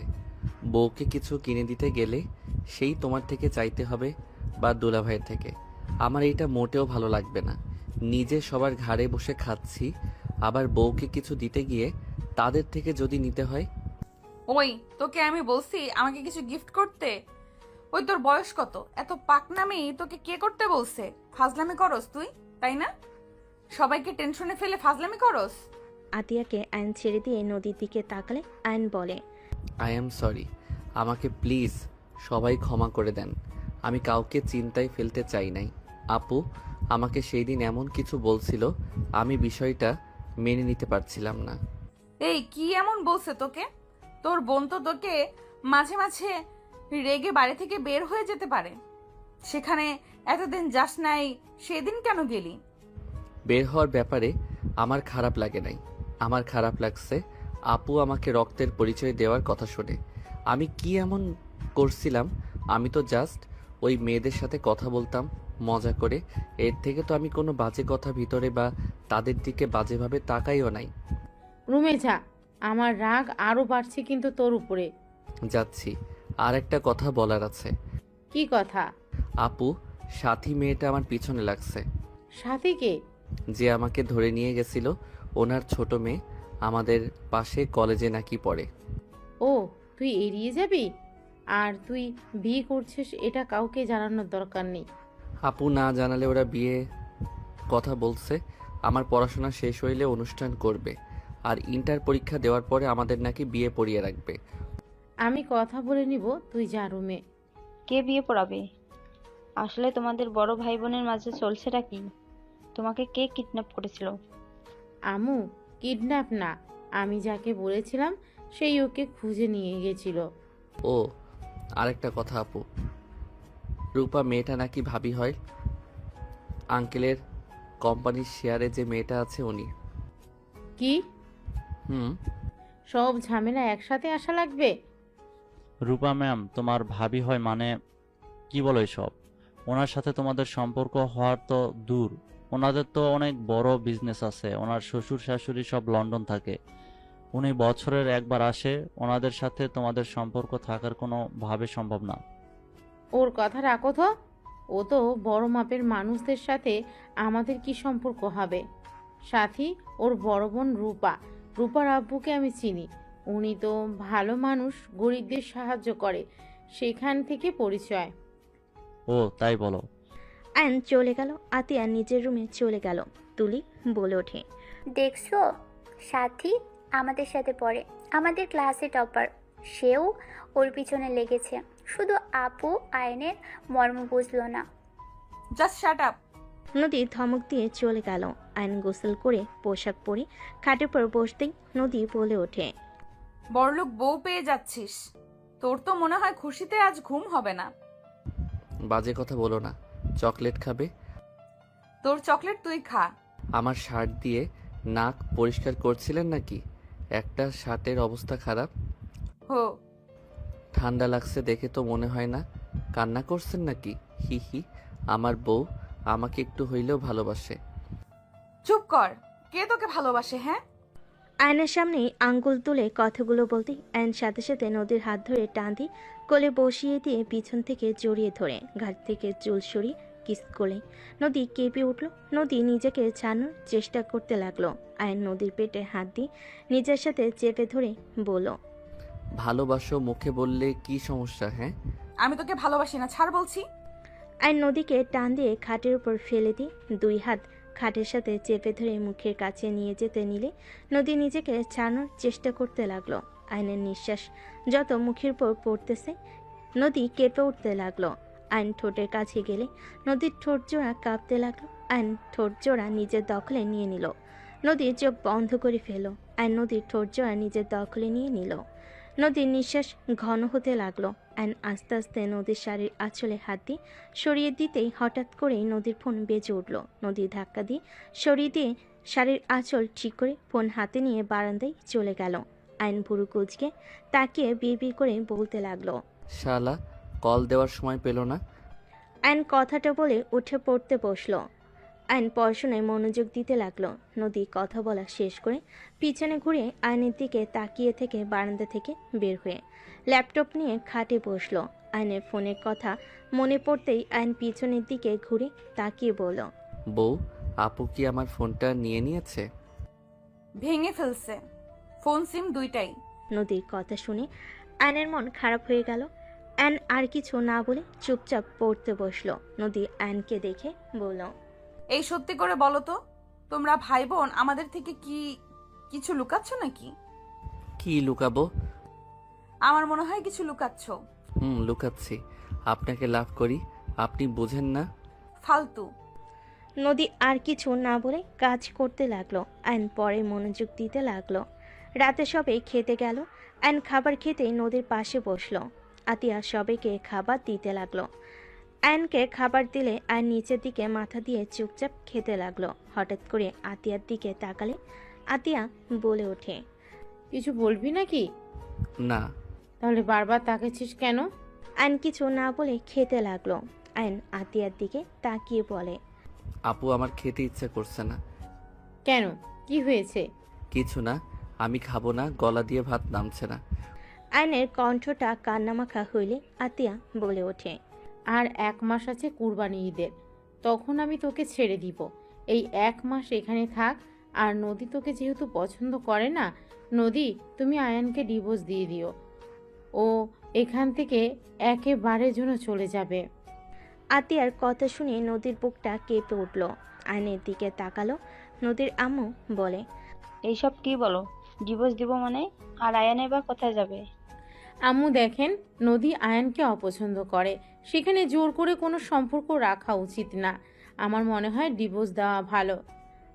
আমাদের জন্য দুইজন একে অপরকে অপছন্দ করে জোর করে একই ছাদে থাকছে আমাদের জন্য। আমরা এইটা হতে দিতে পারি না। মেয়েদের স্বাধীনতা বলে একটা কথা আছে। একটা জিনিস বুঝলাম না, তুমি সব সময় মেয়েদের হয়ে এত কথা কেন বলো? মেয়ে হয়ে কি আমাদের কোনো স্বাধীনতা থাকবে না নাকি? বিয়ে সারা জীবনের ব্যাপার। সেখানে নদী আয়নকে সহ্য করতে পারছে না, সেখানে বাধ্য হয়ে আয়নের সাথে থাকার কোনো মানে হয় না। দুজনেরই জীবন নষ্ট। আমারও তাই মনে হয়, ওদের বাধ্য হয়ে সম্পর্কে রাখা উচিত না। দুজন চুপ করবে। খাবার খেতে দিবে নাকি উঠে চলে যাব? আতিয়া বসল, সবে খাবার খেতে লাগলো। আইন অল্প খেয়ে উঠে চলে গেল। আইন রুমে গিয়ে বসে থেকে ভাবতে লাগলো। উনি কি আসলে আমাকে ভালোবাসে না নাকি? একটা কথাও বলল না আপু, যে ডিভোর্সের কথা বলল কিছু বলল না, চুপচাপ কথাগুলো শুনলো। ওকে ডিভোর্স দিলে আমিও দিব। আমিও চাই না জোর করে ওনার সাথে থাকতে। ভালো লাগছে না, চারিদিকে শুধু অশান্তি। আইন কথাগুলো ভাবতে লাগলো। আইন খাটের এক কোণে শুয়ে থেকে কথাগুলো ভাবতে লাগলো। নদী রুমের ভিতরে এসে আইনকে ভাবতে দেখে কিছু বলল না। খাটে শুয়ে লাইট অফ করে দিল। ডিম লাইট জ্বালিয়ে উপরের দিকে তাকিয়ে থাকতে লাগলো। আইন নদীর হাতের উপরে মাথা দিয়ে পেটের উপরে হাত রেখে জড়িয়ে ধরে বলল, তুমি কি সত্যি আমাকে ডিভোর্স দিবে? আচ্ছা, আমাকে কি সত্যি ভালোবাসা যায় না? আমি অন্য কাউকে ভালোবাসি। নদীর কথা শুনে আইনের বুকের ভিতর কেঁপে উঠল। আইন এক সেকেন্ডের ভিতরে নদীর উপর থেকে হাত সরিয়ে নিল। আইন খাট থেকে নেমে বালিশ নিয়ে সোজা সোফায় চলে গেল। নদীর চোখের পানিগুলো গড়িয়ে পড়ল। নদী মনে মনে ভাবতে লাগলো, এই তোমার ভালোবাসা আয়ান? অন্য কাউকে ভালোবাসি শুনে আমার পাশের জায়গাটা ছেড়ে দিলে? নিজের স্ত্রীকে নিজের করে রাখার বয়স তোমার হয় নাই। কিভাবে নিজের জায়গায় ধরে রাখতে হয় সেটা তুমি জানো না আয়ান। নদী কথাগুলো ভাবতে ভাবতে চোখের পানি ফেলতে ফেলতে ঘুমিয়ে গেল। আইন এপাশ ওপাশ হতে লাগলো। আইন ভাবতে লাগলো, আমাকে ভালো না বাসলে আমি ছিলাম না দেখে আমার শার্ট জড়িয়ে কেন কান্না করছে? আর সত্যি কান্না করছে নাকি আমার ভুল ধারণা? আমি কাছে গেলাম, আমাকে শুধু মুখে বলল সরে যেতে। কই প্রথমের মতো তো জোর করে সরিয়ে দেওয়ার চেষ্টা তো করলো না। উফ, মেয়ে মানুষকে বোঝা বড্ড কঠিন। আমার বোন একটা আছে, এত পেঁচালো কেন এই মেয়ে মানুষ, ধ্যাত ভালো লাগে না। আইন কথাগুলো বলে ঘুমিয়ে গেল। সকালে ঘুম ভাঙলে নদী আয়নের দিকে কিছুক্ষণ তাকিয়ে থেকে ওয়াশরুমে চলে গেল। আইনের ঘুম ভাঙলে খাটের দিকে তাকিয়ে দেখে নদী নাই। আইন উঠে ওয়াশরুমের দিকে তাকিয়ে বুঝলো ওয়াশরুমে গেছে। আইন উঠে বারান্দায় চলে গেল। বারান্দার গ্রিল ধরে দাঁড়িয়ে থাকতে লাগলো। হঠাৎ করে সামনে থেকে রাইসা বলে উঠল, গুড মর্নিং আয়ান, কেমন আছো? গুড মর্নিং, আলহামদুলিল্লাহ ভালো। তুমি কেমন আছো? আলহামদুলিল্লাহ। কাকির থেকে শুনলাম তুমি নাকি রাগ করে বের হয়ে গেছিলে। ওই আর কি। আর এমন করবে না, তুমি তো জানো ভাবি তোমাকে কত ভালোবাসে। যাই হোক, তোমার বাসার সবাই কেমন আছে? আলহামদুলিল্লাহ। তা বাসায় আসো, ঘুরে যাও। আম্মু আব্বু তোমার কথা জিজ্ঞেস করে। ছেলেটা কোথায়, রাগ করে গেল? যাবো এক সময়, কলেজে যেতে হবে। ওকে যাও। রাইসা চলে গেলে আইন পিছনে ঘুরে তাকালে দেখে নদী তাকিয়ে আছে। আইন কিছু না বলে নিচের দিকে তাকিয়ে আলমারির কাছে গিয়ে শার্ট প্যান্ট নিয়ে ওয়াশরুমে চলে গেল। ফ্রেশ হয়ে পোশাক চেঞ্জ করে আইন বের হইল। ব্যাগ কাঁধে নিয়ে নিচে চলে গেল। আইন একজনকে দেখে অবাক হয়ে গেল। আইন বলে উঠল, খালা। আইনের কণ্ঠ শুনে পিছনের দিকে মহিলাটা তাকাতেই আইনকে বলল, কি বাবা তুমি আমাকে চেনো? MKH। আইনের কথা শুনে রহিমা খালা অবাক হয়ে গেল। রহিমা খালা কাঁপা কাঁপা কণ্ঠে বলে উঠল, আয়ান। আইন দৌড়ে গিয়ে রহিমা খালাকে জড়িয়ে ধরল। সবাই অবাক হয়ে তাকিয়ে থাকতে লাগলো। আতিয়া রান্নাঘর থেকে বের হলে চমকে গেল। আইনকে রহিমা খালা সারা মুখে চুমু দিতে লাগলো আর কান্না করতে করতে বলে, আয়ান আব্বু তুমি এখানে আছো? বড় মামুনি কোথায়? আপু। আইনের কথা শুনে রহিমা খালা পিছনে ঘুরে তাকাতেই আতিয়াকে দেখে বলে, মামুনি কেমন আছেন? ভালো, আপনি কেমন আছেন? আজ আমি অনেক খুশি তোমাদের দেখা পেয়ে। আয়ান বাবা কত বড় হয়ে গেছে, আমি তো চিনতেই পারি নাই। আমার বুক পর্যন্ত ছিল, আর এখন কত বড় হয়ে গেছে আমি চিনতেই পারি নাই। হি হি হি। MKH, তুমি কিন্তু আমার ছোট হয়ে গেছো। আমাকে সম্মান করবে। আমি তোমার আব্বু হয়ে গেছি। আয়নের কথা শুনে রহিমা খালা ফিক করে হেসে বলে, একদম, আপনি আমার আব্বু হয়ে গেছেন। মামুনি, আপনি দয়া করে বাবুকে নিয়ে চলেন, আমি ওনাদের খবর দেই। খালা, দয়া করে এখানে কোনো ধরনের কথা তুলেন না। আয়ান, কলেজে যাচ্ছিস না? রহিমা, তুই ওদের দুজনকে চিনোস? রহিমা খালা কিছু বলবে তার আগেই আতিয়া বলে, আম্মু, ওনার সাথে আগে পরিচয় ছিল, ওনার সাথে থাকা হয়েছিল, ওনার বাসায় কাজ করতাম তো। ও আচ্ছা। মামুনি, কি বলেন এসব? ঠিক বলছি খালা। কিরে, যাস না কেন? যাব না আজকে। যেতে বলছি, যা। আয়ন আর কিছু না বলে চলে গেল।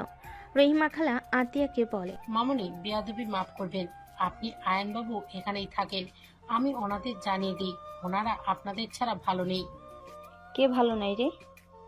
আপা, তুমি কিছু জানো না ওরা কারা? খালা, প্লিজ চুপ করবেন। রহিমা খালা আর কিছু বলল না। এদিকে আয়ন কলেজে চলে গেল।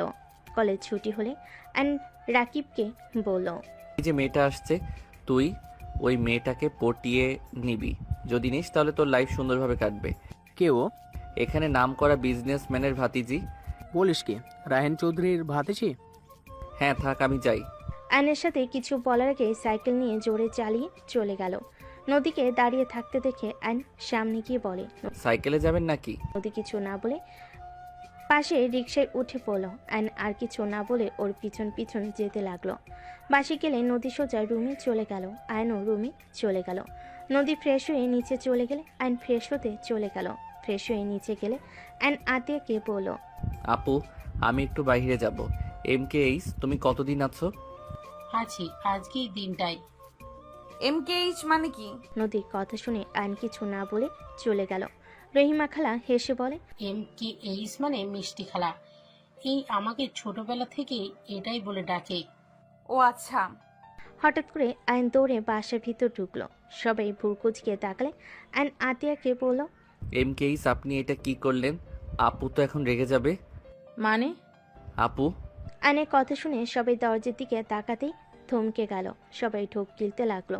নদীর আব্বু আম্মু দৌড়ে গিয়ে বলতে লাগলো, ম্যাম স্যার, আমাদের এই গরিবের ঘরে আপনারা প্লিজ ভিতরে এসে বসেন। এইভাবে উত্তেজিত হবেন না, আমরা সাধারণ মানুষ, আমাদের দয়া করে এইভাবে ট্রিট করবেন না। আর পাঁচটা মানুষকে যেইভাবে দেখেন সেইভাবেই দেখেন। স্যার, ম্যাম, আপনারা বসেন। আশিক ভালোভাবে সোফা পরিষ্কার করতে লাগলো। তুলি দেখে অবাক হয়ে বলল, ম্যাম আপনি? আমি তো বিশ্বাসই করতে পারছি না, আমি আপনার অনেক বড় ফ্যান। আপনার সাথে ছবি তোলা যাবে? আপনি আমার আইডল, আমি আপনার মতো বড় বিজনেসম্যান হতে চাই। শিওর, ইনশাল্লাহ আমার থেকে ভালো করবে তুমি। তুলি আয়নের আম্মুর সাথে ছবি তুলতে লাগলো। আয়নের আব্বু আম্মু বসলো। রহিমা খালা বলে ওঠে, ম্যাম বাবু। আয়নের দিকে তাকাতে আয়নের আম্মু চোখের পানি ধরে রাখতে পারলো না। আয়নের দিকে উঠে যেতে আতিয়া আয়নকে টান দিয়ে নিজের কাছে দাঁড় করিয়ে বলে, আয়ান যেখানে যাচ্ছিলি সেইখানে যা। মামুনি, বাবুকে কেন সরিয়ে দিতে চাইছেন? খালা, আপনি কাজটা মোটেও ঠিক করেন নাই। আর খালা, টাকার কাছে বিক্রি হয়ে গেলেন। মামুনি। প্লিজ আমাকে মামুনি বলবেন না। বৌমা, আমার বোনের সাথে এরকম ব্যবহার করছো?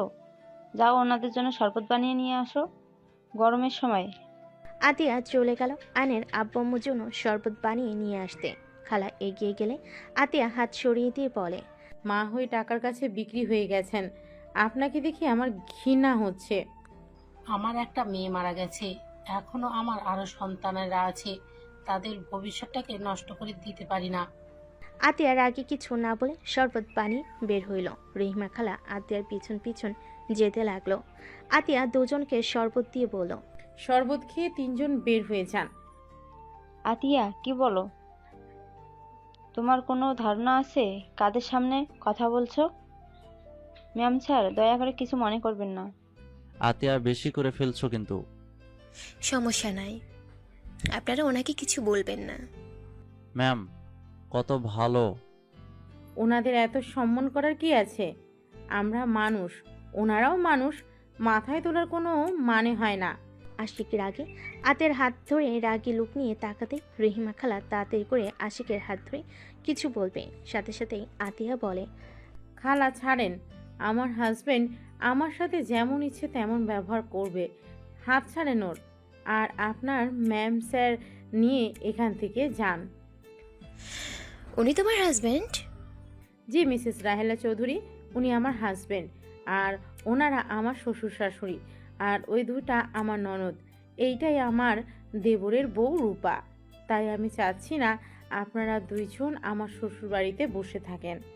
আয়নের আব্বু বলে ওঠে, আতিয়া প্লিজ আমাকে ক্ষমা করে দাও, প্লিজ তোমরা আমাদের সাথে চলো।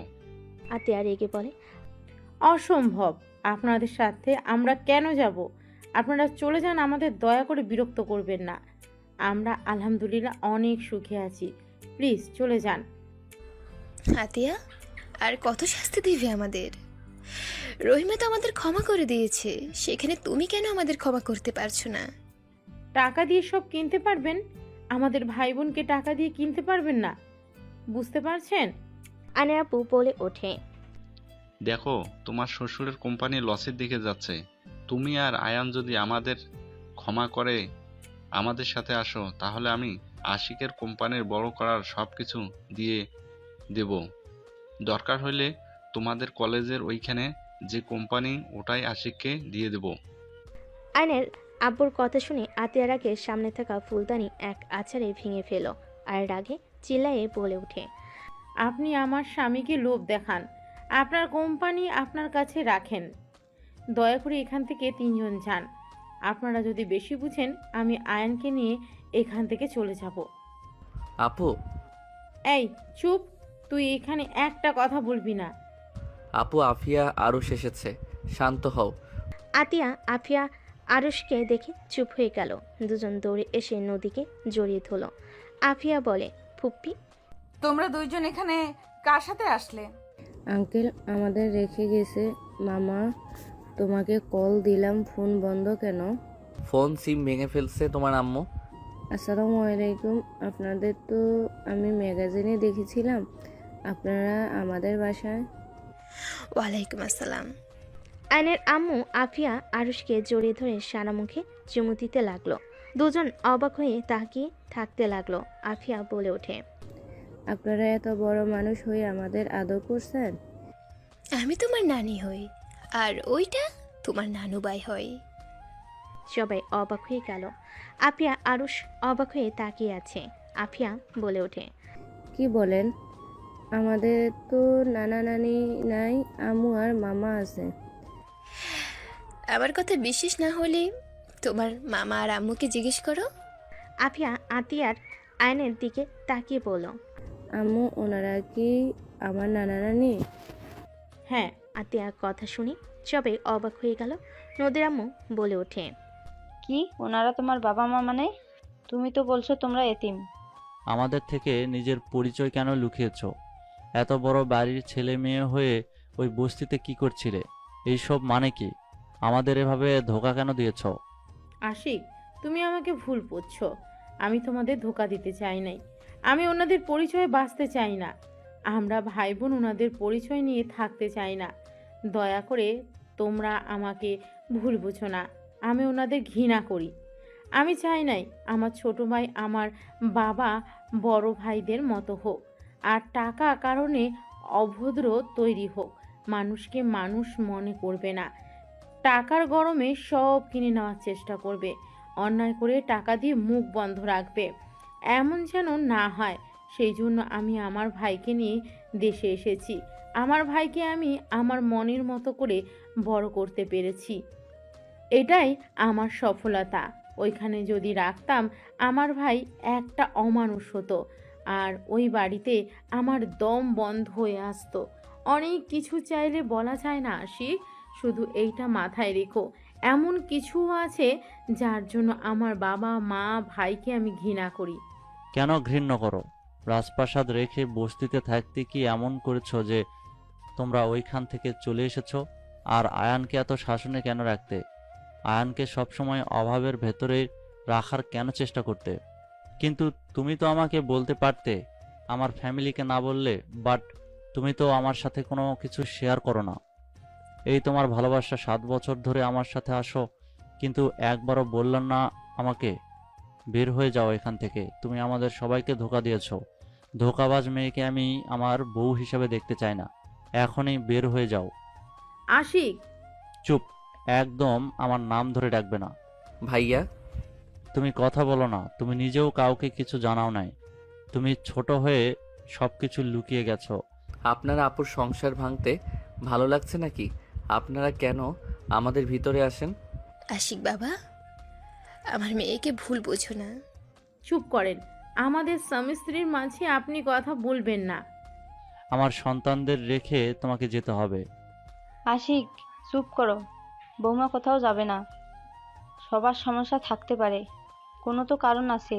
না হলে কেউ এত বড় জীবন যাপন রেখে সবার থেকে লুকিয়ে থাকে? আমি তো ওর স্বামী, কাউকে কিছু না বললে আমাকে তো বলতে পারতো নাকি? ওই আমাকে কিছু বলে নাই। আমি ওকে গরিব ভালো ভদ্র মেয়ে টিউটর হিসেবে বিয়ে করেছিলাম, আর ওই কিনা আমাদের মিথ্যা পরিচয় দিয়েছিল। মিথ্যা কথা বলে গেছে এতদিন। আতিয়া আশিকের পা জড়িয়ে ধরলে। আয়নের আপু কিছু বলতে যাবে, সাথে সাথে আয়নের আম্মু হাত ধরে থামিয়ে দিল। আতিয়া আশিকের পা জড়িয়ে ধরে কান্না করতে করতে বলে, আশিক প্লিজ, আমাকে ক্ষমা করে দাও। আমি মানছি আমার তোমাকে বলা উচিত ছিল, কিন্তু আমি তোমাকে বললে তুমি আমাকে বারবার জেরা করতে। কেন বের হয়ে এসেছি নানা ধরনের প্রশ্ন করতে, যেটা আমি তোমাকে বলতে চাই না। দেখো, সবার পার্সোনাল ব্যাপার থাকে যা সবাইকে বলা চায় না। প্লিজ আশিক, আমাকে ক্ষমা করে দাও। আর আমি সত্যিটা বললে তোমরা সবাই আমাকে ঘৃণা করবে। কি এমন কথা যে সবাই তোমাকে ঘৃণা করবে? আশিক, মামুনি অনেক ভালো। মামুনিকে তুই ভুল বুঝিস না। সব কিছু বলা যায় না। কাউকে বলা না গেলে আমাকে তো বলা যায়, তাই না? আতিয়া, পা ছাড়ো, বিরক্ত লাগছে। আর শোনো, তোমার বাবা মায়ের সাথে দুজন চলে যাও। আমি যাব না। আমি ওনাদের সাথে যেতে চাই না। আমি যদি চাই, আমাদের আর কখনো বাংলাদেশে আসতে দেবে না। ওনাদের মান সম্মানে লাগবে এই বাড়ির বউ বলে। ভাইয়া প্লিজ আমাদের ক্ষমা করে দেন। আয়ন আশিকের সামনে গিয়ে ক্ষমা চাইলে আশিক কিছু না বলে আতিয়াকে সরিয়ে দিয়ে রুমে চলে গেল। আতিয়া আশিকের পিছন পিছন যেতে লাগলো। আয়ন রেগে বলতে লাগলো, এখানে আসতে কে বলেছিল আপনাদের? আপনারা কি ভাবছেন আপনারা এখানে আসবেন আর আপু আমি আপনাদের সাথে চলে যাব? আয়ান, বিশ্বাস কর বাবা, আমরা বুঝতে পারিনি এমন কিছু হবে। আমরা তো তোর হারিয়ে যাওয়ার খবর শুনে গতকাল দেশে এসেছি। 1টার দিকেই রহিমা আমাদের কল দিয়ে বলল, তাই আমরা এখানে এসেছি তোদের বুঝিয়ে নিয়ে যাওয়ার জন্য। আমরা বুঝতে পারিনি এমন কিছু হবে। ভালো করছেন ভাইয়া, যদি বের করে দেয় আপনাদের খবর আছে। আপনারা এখান থেকে দয়া করে চলে যান। আয়ন হাত জোর করে বলে আয়নের আম্মু কান্না করতে করতে চলে গেল। আয়নের আব্বু বলে ওঠে, ভুল আমাদের ছিল। তোমার আম্মুকে কেন তোমরা কষ্ট দিচ্ছ? আয়ন কিছু না শুনে অন্যদিকে ঘুরে দাঁড়ালে আয়নের আব্বু চলে গেল। রহিমা খালাও চলে গেল। নদীর আম্মু বলে ওঠে, আমি জানি না তোমাদের মাঝে কি হয়েছে, কিন্তু তোমরা কাজটা ঠিক করলে না। উনি তোমাদের জন্ম দিয়েছে, তোমাদের 9 বছর ধরে কাছে পায় না, না তোমাদের দেখতে পারছে না ছুঁয়ে দেখতে পারছে। আমি একজন মা, আমার মেজ সন্তানটাই দূরে থাকে, প্রতিনিয়ত ওর জন্য বুকটা পুড়ে। আমি তাও আমার সন্তানের সাথে ফোনে কথা বলতে পারি, আর উনি তাও পারে না। উনি তোমাদের ছাড়া ভালো নাই। আমার মনে হয় তোমার বাবা মায়ের কাছে একবার যাওয়া উচিত। আপু আমার ভালোর জন্য আমাকে নিয়ে এত দূর চলে এসেছে। আপু অনুমতি না দিলে আমি কিছু করতে পারবো না। আমার মনে হয় ভাবিকে তোমার বোঝানো উচিত। সবাই মিলে কথা বলতে লাগলো। আর এদিকে আতিয়া আশিককে বলতে লাগলো, শুনতে চাও কেন তাদের থেকে দূরে? ওকে, তাহলে শোনো। রহিমা খালা আমাদের বাসার বিশ্বস্ত কাজের লোক। উনি আমাকে আয়ান ভাইয়াকে বড় করেছে। লন্ডনে গেলে ওনার ছোট মেয়েকে নিয়ে যায়, আর ছোট মেয়ে আমার সাথে সব সময় থাকতো। আমি ওকে অনেক ভালোবাসতাম, ছোট বোনের মতো। ভাইয়াও ছোট মেয়েটাকে একা পেয়ে রেপ করেছিল। মেয়েটা সহ্য করতে না পেরে মারা যায়। আতিয়ার কথা শুনে আশিক যেন থমকে গেল, চোখ কপালে উঠে পড়ল। আশিক বলে ওঠে, কি রুমি ধর্ষণ হয়েছিল? ওই অ্যাক্সিডেন্ট করে মারা যায় নাই? আর ওই যখন ধর্ষণ হয় তুমি কোথায় ছিলে? ওটা মিথ্যা কথা ছিল। আমি আমার ফ্রেন্ডদের সাথে 7 দিনের ট্যুরে গেছিলাম। আর ট্যুরে গেলে আয়ান রুমি জন্য কিছু না কিছু আনতাম। সেই দিন ওর জন্য গিফট নিয়ে আসলে ওকে খুঁজলে কেউ কিছু বলে না, সবাই চুপচাপ হয়ে থাকে। আয়ান ছোট মানুষ দৌড়ে এসে আমাকে জড়িয়ে ধরে বলে, আপু, রুমি আপুকে তো ভাইয়া আকাশে তাড়া করে দিয়েছে। কাউকে বলো না আমি তোমাকে আসতে বললাম, বললে ভাইয়াকে পুলিশ ধরে নিয়ে যাবে। কথাগুলো শুনে আমার হাত পা ঠান্ডা হয়ে যাচ্ছিল। আমি চিৎকার করলে পরে জানতে পারি সব কিছু। আর আব্বু আম্মু সব জানার পর চুপ করেছিল। আব্বু সব কাজের লোককে টাকা দিয়ে মুখ বন্ধ করে রেখেছিল। রইমা খালা পাগল হয়ে গেছিল প্রায়। ওনাকে নিয়ে আমি থানায় যেতে চাইলে উনি আমার সাথে থানায় যায় না। টাকা দিয়ে রুমির মৃতটা অ্যাক্সিডেন্ট বলে চালিয়ে দেয়। আতিয়া কান্না করতে লাগলো, আশিকের দিকে তাকিয়ে বলে, তাহলে বলো ওই ফ্যামিলিতে কিভাবে থাকবো? ছেলে এত বড় অন্যায় করলো, অথচ বাবা মা কিছু বলে নাই, চুপ করে থাকছে। আর আমাকে মুখ বন্ধ রাখতে বলছে। আমাকে রুমে বন্দি করে রেখেছিল। আম্মু পর্যন্ত আমাকে হুমকি দেয়, সেখানে বলবে ওদের পরিচয় সবাইকে জানাই। আজও কেউ জানে না যে রুমির মৃত্যু সত্যিটা। এইটা আমাকে তিলে তিলে কুড়ে খাচ্ছে। আমার নিজের ভাই হলে কি হবে? ওর শাস্তি পাওয়া উচিত ছিল। আর খালা আজ টাকার কাছে বিক্রি হয়ে গেছে। যা দেখতে পারছো সব আমার বাবার টাকায় করছে। তার বাকি সন্তানদের কথা ভেবে রুমির সাথে অন্যায় ভুলে গেছে। আমার সাথে শুধু থাকতো, তাতে আমি রুমিকে ভুলতে পারি নাই। আর উনি মা হয়ে টাকার কাছে বিক্রি হয়ে গেল। আতিয়া কান্না করতে লাগলো। আশিক আতিয়াকে জড়িয়ে ধরলো বুকের সাথে। আশিক আতিয়ার মাথায় চুমু দিল। আতিয়া বলতে লাগলো, ভাইয়া অনেক মেয়েদের জীবন নষ্ট করেছে। আমার তাতে ওকে দেখতে ইচ্ছে হতো না। লাস্টে রুমির সাথে যা করেছে সেইটা মেনে নিতে পারি নাই। আর বাবা মাকে তার হয়ে কথা বলতে দেখে পরে আর উপায় না পেয়ে আয়ানকে নিয়ে আমি পালিয়ে দেশে চলে আসি। আমি চাই না আয়ানও ভাইয়ার মতো হয়ে যাক। এখন বলো আমি কি খুব অন্যায় করেছি? যারা অন্যায়কে অন্যায় মনে করে না, আমার ঘৃণা হয় ওনাদের দেখলে। সেখানে তাদের পরিচয় কেন চলবো বলতে পারো? আই অ্যাম সরি, আমি তোমাকে ভুল বুঝেছি। তোমাকে নিয়ে আমার গর্ব হচ্ছে। আমি ভুল মানুষকে আমার জীবন সঙ্গী হিসেবে বেছে নেই নাই। ওকে আর কাউকে এইসব বলার দরকার নাই। তুমি তোমার মতো থাকো। আতিয়া আশিককে জড়িয়ে ধরে কান্না করতে লাগলো। আশিক আতিয়াকে সান্ত্বনা দিতে লাগলো। আইন রুমে গিয়ে বসে থাকতে লাগলো। নদী আইনের পাশে এসে বসলো। আইন নদীর দিকে তাকিয়ে আবার নিচের দিকে তাকালো। নদী আইনকে বলল, আমার মনে হয় তোমার ফ্যামিলির সাথে তোমার থাকা উচিত। ওনার চোখের পানি মিথ্যা ছিল না। তোমাদের হারানো ব্যথা তার চোখের পানিগুলো স্পষ্ট দেখা যাচ্ছিল। সেই তোমাদের আম্মু, সেই কখনোই তোমাদের ক্ষতি চাইবে না। আমারও ইচ্ছে করে আম্মুর কাছে যেতে, কিন্তু আমি আপুকে কষ্ট দিতে পারবো না। ভাবিকে কাছে গিয়ে বোঝাও, দেখো বাবা মা কতদিন বাঁচবে। যদি তাদের সাথে শেষ পর্যন্ত না থাকতেই পারে, তাহলে সন্তান হয়ে জন্ম নিয়ে কি লাভ হইলো? ফ্যামিলির সাথে বাঁচতে শিখতে হয়। সবাই মিলেমিশে থাকার মাঝে আনন্দ আছে। দেখো না আমাদের ফ্যামিলি একসাথে থাকে, কত মজা হয়। এভাবে দূরে দূরে থাকলে কি কোনো মজা আছে বলো? আমি কি করব? আমার মাথায় কিছুই ঢুকছে না। মাথা ব্যথা করছে, ঘুমাবো। আইন উপর হয়ে শুয়ে পড়ল। নদী আয়নের দিকে কিছুক্ষণ তাকিয়ে থেকে ভাবতে লাগলো, তুমি আমাকে ছেড়ে চলে যাবে। ভাগ্যিস তোমার প্রতি ভালোবাসা প্রকাশ করি নাই, করলে আজ আরো বেশি কষ্ট পেতে হইতো। নদীর চোখের কোণায় পানি গড়িয়ে পড়তেই মুছে নিল। সন্ধ্যার দিকে ঘুম ভাঙলে চোখ খুলে দেখে নদী ওর পাশে আদর্শা হয়ে বসে আছে। আইন নদীর কোলে মাথা দিতেই নদী চমকে উঠল। আইন জড়িয়ে ধরে বলল, তুমি কি আমার উপরে ভাইয়ার মতো রাগ করছো? আমি রাগ করলেই কি আর না করলেই কি আয়ান? আমি তো আর তোমার কেউ না। নদী, তুমি আমার স্ত্রী। তুমি কি আমাকে ভালোবাসতে পারবে না? আমি কি তোমার ভালোবাসা পাওয়ার যোগ্য না? তুমি বড়লোক ঘরের ছেলে, আমাদের সাথে তোমার যায় না। তুমি বিয়ে করলে বড়লোক দেখে বিয়ে করবে। তুমি আমার গার্লফ্রেন্ড না, নদী, তুমি আমার বিয়ে করা বউ। বউ গার্লফ্রেন্ডের মধ্যে অনেক পার্থক্য। আমি তোমাকে খুব তাড়াতাড়ি ডিভোর্স দিয়ে দিব। ও সরি, তুমি তো অন্য কাউকে ভালোবাসো।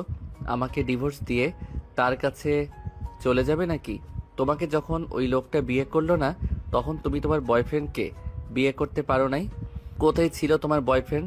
দেখো, আমি তোমাকে ছাড়তে পারবো না। মানুষ জীবনে বিয়ে একবার করে, বারবার করার কোনো ইচ্ছে নাই। আমি তোমাকে ভালোবাসি।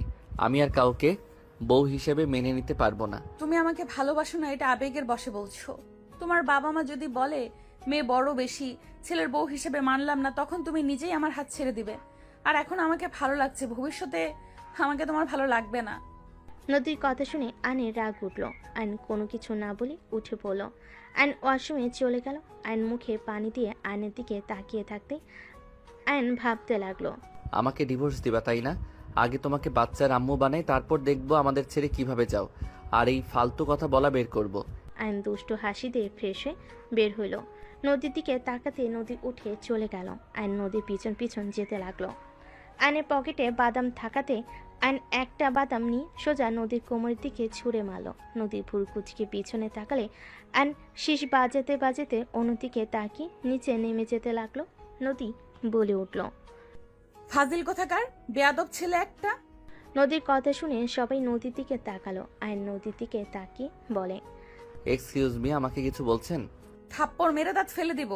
আন্টি, এটা কি ধরনের বেয়াদব বলেন তো? স্বামীর দাঁত ফেলে দিলে সবাই ওনাকে বলবে না? দাঁত ছাড়া স্বামী, মান সম্মান কার যাবে বলেন তো? আয়নের কথা শুনে আতিয়াবাদের সবাই হেসে দিল। নদী রেগে বলে উঠল, জাস্ট শাট আপ আয়ান। ঢং। আয়ন কথাটা বলে নিচে নামলো। নদী নিচে নেমে সোফায় বসলে আতিয়া বলে ওঠে, নদী, মন থেকে একটা কথা বলবে? কি কথা ভাবি? তুমি কি সত্যি আয়নের সাথে থাকতে চাও না? দেখো, মন থেকে বলো। যদি না থাকতে চাও তাহলে আমাদের বলো। আতিয়ার কথা শুনে নদী চুপ করে থাকলো। আয়ন বলে ওঠে, আপু, ওনার কথা রাখো। আমি ওনাকে ডিভোর্স দিব না। উনি আমাকে মেনে নিক বা না নিক, উনি আমার স্ত্রী নামে থাকবে। আমি বেঁচে থাকতে ওনাকে অন্য কারো হতে দিব না। Just shut up. কেউ থাকতে না চাইলে তাকে জোর করে রাখা যায় না আয়ান। যে চলে যেতে চায় তাকে চলে যেতে দিতে হয়, না হলে সেই তীরে তীরে কষ্ট পেতে পেতে মারা যাবে। আপু, আমি ওনাকে ছাড়া কাউকে আমার লাইফে চাই না। উনি আমার স্ত্রী, উনি থাকবে সারা জীবন। বলো। আয়নের কথা শুনে নদী অবাক হয়ে তাকালো। তুলি বলে উঠল, আয়ান তোমাকে সবার সামনে চাচ্ছে, আর তুমি এত ভাব কেন নাও আপু? এসব আবেগ, আবেগ চলে গেলে তখন আর আমাকে ভালো লাগবে না। বারবার এক কথা কেন বলো? আমি একবারও বলছি এইটা আমার আবেগ, তুমি আমার স্ত্রী, তাই আমি তোমাকে ভালোবাসতে শুরু করছি।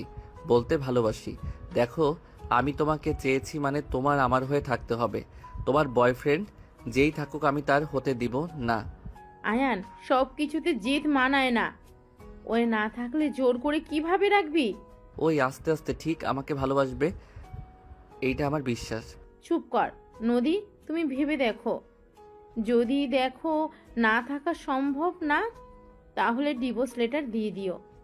আমার ভাবার কিছু নাই, আমি ওর সাথে থাকতে পারবো না। নদীর কথা শুনে আয়নের রাগ হতে লাগলো। আয়ান বলতে লাগলো, মন থেকে বলছো নাকি? তুমি বুকে হাত দিয়ে আমার চোখের দিকে তাকিয়ে যদি এই কথা বলতে পারো, যাও, আমি তোমাকে নিজে ছেড়ে দিব। তোমাকে আমি কখনোই ডিস্টার্ব করব না। আয়ন নদীর সামনে গিয়ে হাঁটুকে বসে পড়ল। তাকাও আমার দিকে। এইসব ফালতু ডায়লগ দিবে না তো। আমি যেটা বলছি ওইটা করো। ওইসব করা লাগবে না আমার। আমি ভালোবাসি না, এটাই আসল কথা। এত নাটক আমি করতে পারবো না। নাটক লাস্টবার করো। আমার দিকে তাকিয়ে কথাগুলো বললে আমি আর তোমার সাথে থাকবো না। আয়ন জোরাজুরি করতে লাগলো। এক পর্যায়ে আয়নের উপরে বিরক্ত হয়ে নদী চিল্লাইয়ে বলে উঠল, আমি তোমাকে ভালোবাসি না। এক কথা কতবার বলবো? হ্যাঁ, তোমার দিকে তাকিয়ে বলছি, কান খুলে শুনে নাও। আমি তোমাকে ভালোবাসি না মানে ভালোবাসি না। তোমার সাথে সংসার করা আমার পক্ষে সম্ভব না। দয়া করে আমাকে মুক্তি দাও প্লিজ। আমার লাইফ থেকে চলে যাও তুমি। নদী কথাগুলো শেষ করতেই আয়ন কিছু না বলে উঠে পড়ল। আয়ন মুখে হাসি রেখা টেনে বলে, ঠিক আছে, মুক্তি দিয়ে দিব। বুঝেছি, আমার সব ধারণা ভুল ছিল। আসলে তুমি আমাকে ভালোবাসো না। আয়নের চোখের কোণে পানি আসতে লাগলো। আয়ন চোখ মুছতে লাগলো। তুলি কিছু বলতে গেলে আয়ন বলে, চুপ করো। আর কাউকে ওনাকে বোঝানোর দরকার নাই। আপু, ঠিক বলছো, জোর করে রাখা উচিত না। আসলে উনি আমাকে ভালোবাসে না, অন্য কাউকে ভালোবাসে। আতিয়া কিছু বলতে যাবে আইন রেখে নদীর দিকে তাকিয়ে বলল, 1 তালাক 2 তালাক। আয়ান কি করছিস? আয়ান এমনটা করো না। আপু, দয়া করে কেউ আমাকে বাধা দিবেন না। 3 তালাক। যান, আপনি আজ থেকে মুক্ত। সঠিক সময় ডিভোর্স লেটার পেয়ে যাবেন। আইন চোখের পানি মুছতে লাগলো। নদীর আম্মু থ হয়ে সোফায় বসে পড়ল। নদীর কানে তালাক শব্দটা ভাসতে লাগলো। নদীর শরীরের শক্তি যেন এক নিমিষেই হারিয়ে গেছে। নদী পাথরের মতো বসে থেকে আইনের দিকে তাকিয়ে থাকতে লাগলো। আইন চোখ মুছতে মুছতে বলে, আপু, আমি এখানে থাকতে পারবো না। আমি আম্মু আব্বুর সাথে একদিন থাকতে চাই। তারপর আমার মন যেদিকে যাবে আমি সেদিকে চলে যাব। কোথায় যাবি? জানি না, এখানে আমি আর থাকতে পারবো না। ওনাকে দেখলে আমার কষ্ট হবে। ওকে, তুই যা আম্মু আবুর কাছে, আমি ঠিকানা বলে দিচ্ছি। আপু, একটা কথা বলবো? দেখো, ভাইয়া ভুল করছে। আম্মুর তো কোনো দোষ নাই। সময় হইলে তুমিও চলে এসো আপু, দেখা করতে। উনি আমাদের জন্ম দিয়েছে। যত রাগ দেখাও না কেন আপু, তুমিও আম্মুকে অনেক মিস করো। যদি কখনো মনে হয় চলে এসো। আর আঙ্কেল আন্টি, ভাইয়া, তুলি ভাবি, আমাকে ক্ষমা করে দিয়েন আমি আপনাদের সাথে অন্যায় করে থাকলে। আরুষ, আফিয়া মামা, তোমাদের অনেক ভালোবাসি। সাবধানে থেকো, মামাকে ভুলে যাও না। অ্যান আরুষ আফিয়াকে জড়িয়ে ধরে আদর করতে লাগলো আর চোখ মুছতে লাগলো। অ্যানোর আপুকে জড়িয়ে ধরে বলল, ভালো থেকো আপু। আর বিআইন ভালো থাকবেন। আজ থেকে আপনি আমার আবারও বিআইন হয়ে গেলেন। আপনাকে মুক্ত করে দিয়েছি। ভুল করলে ক্ষমা করে দিয়েন। অ্যান চোখের পানি মুছতে মুছতে বের হয়ে গেল। নদীর আব্বু আম্মু চুপচাপ বসে থাকলো। আশিক রেখে নদীর দিকে তাকিয়ে বলল, নেন, তোকে তো মুক্তি করে দিল, এখন সুখে থাক। সব কিছুতে তো নিজের সিদ্ধান্ত উপরে থাকস। আমাদের ক্ষমা কর। আয়ানের সাথে তোকে বিয়ে দিয়ে আমরা বড় ভুল করেছিলাম। যাক, তুই নিজেই তো সরিয়ে দিলি। ভালো করছস। ডিভোর্স লেটার পাঠিয়ে দিস ওকে। আশিক রেগে চলে গেল। নদীর চোখ দিয়ে পানি গড়িয়ে পড়তে লাগলো। তুলি নদীকে ধাক্কা দিতে নদী ফুলরে পড়ে গেল।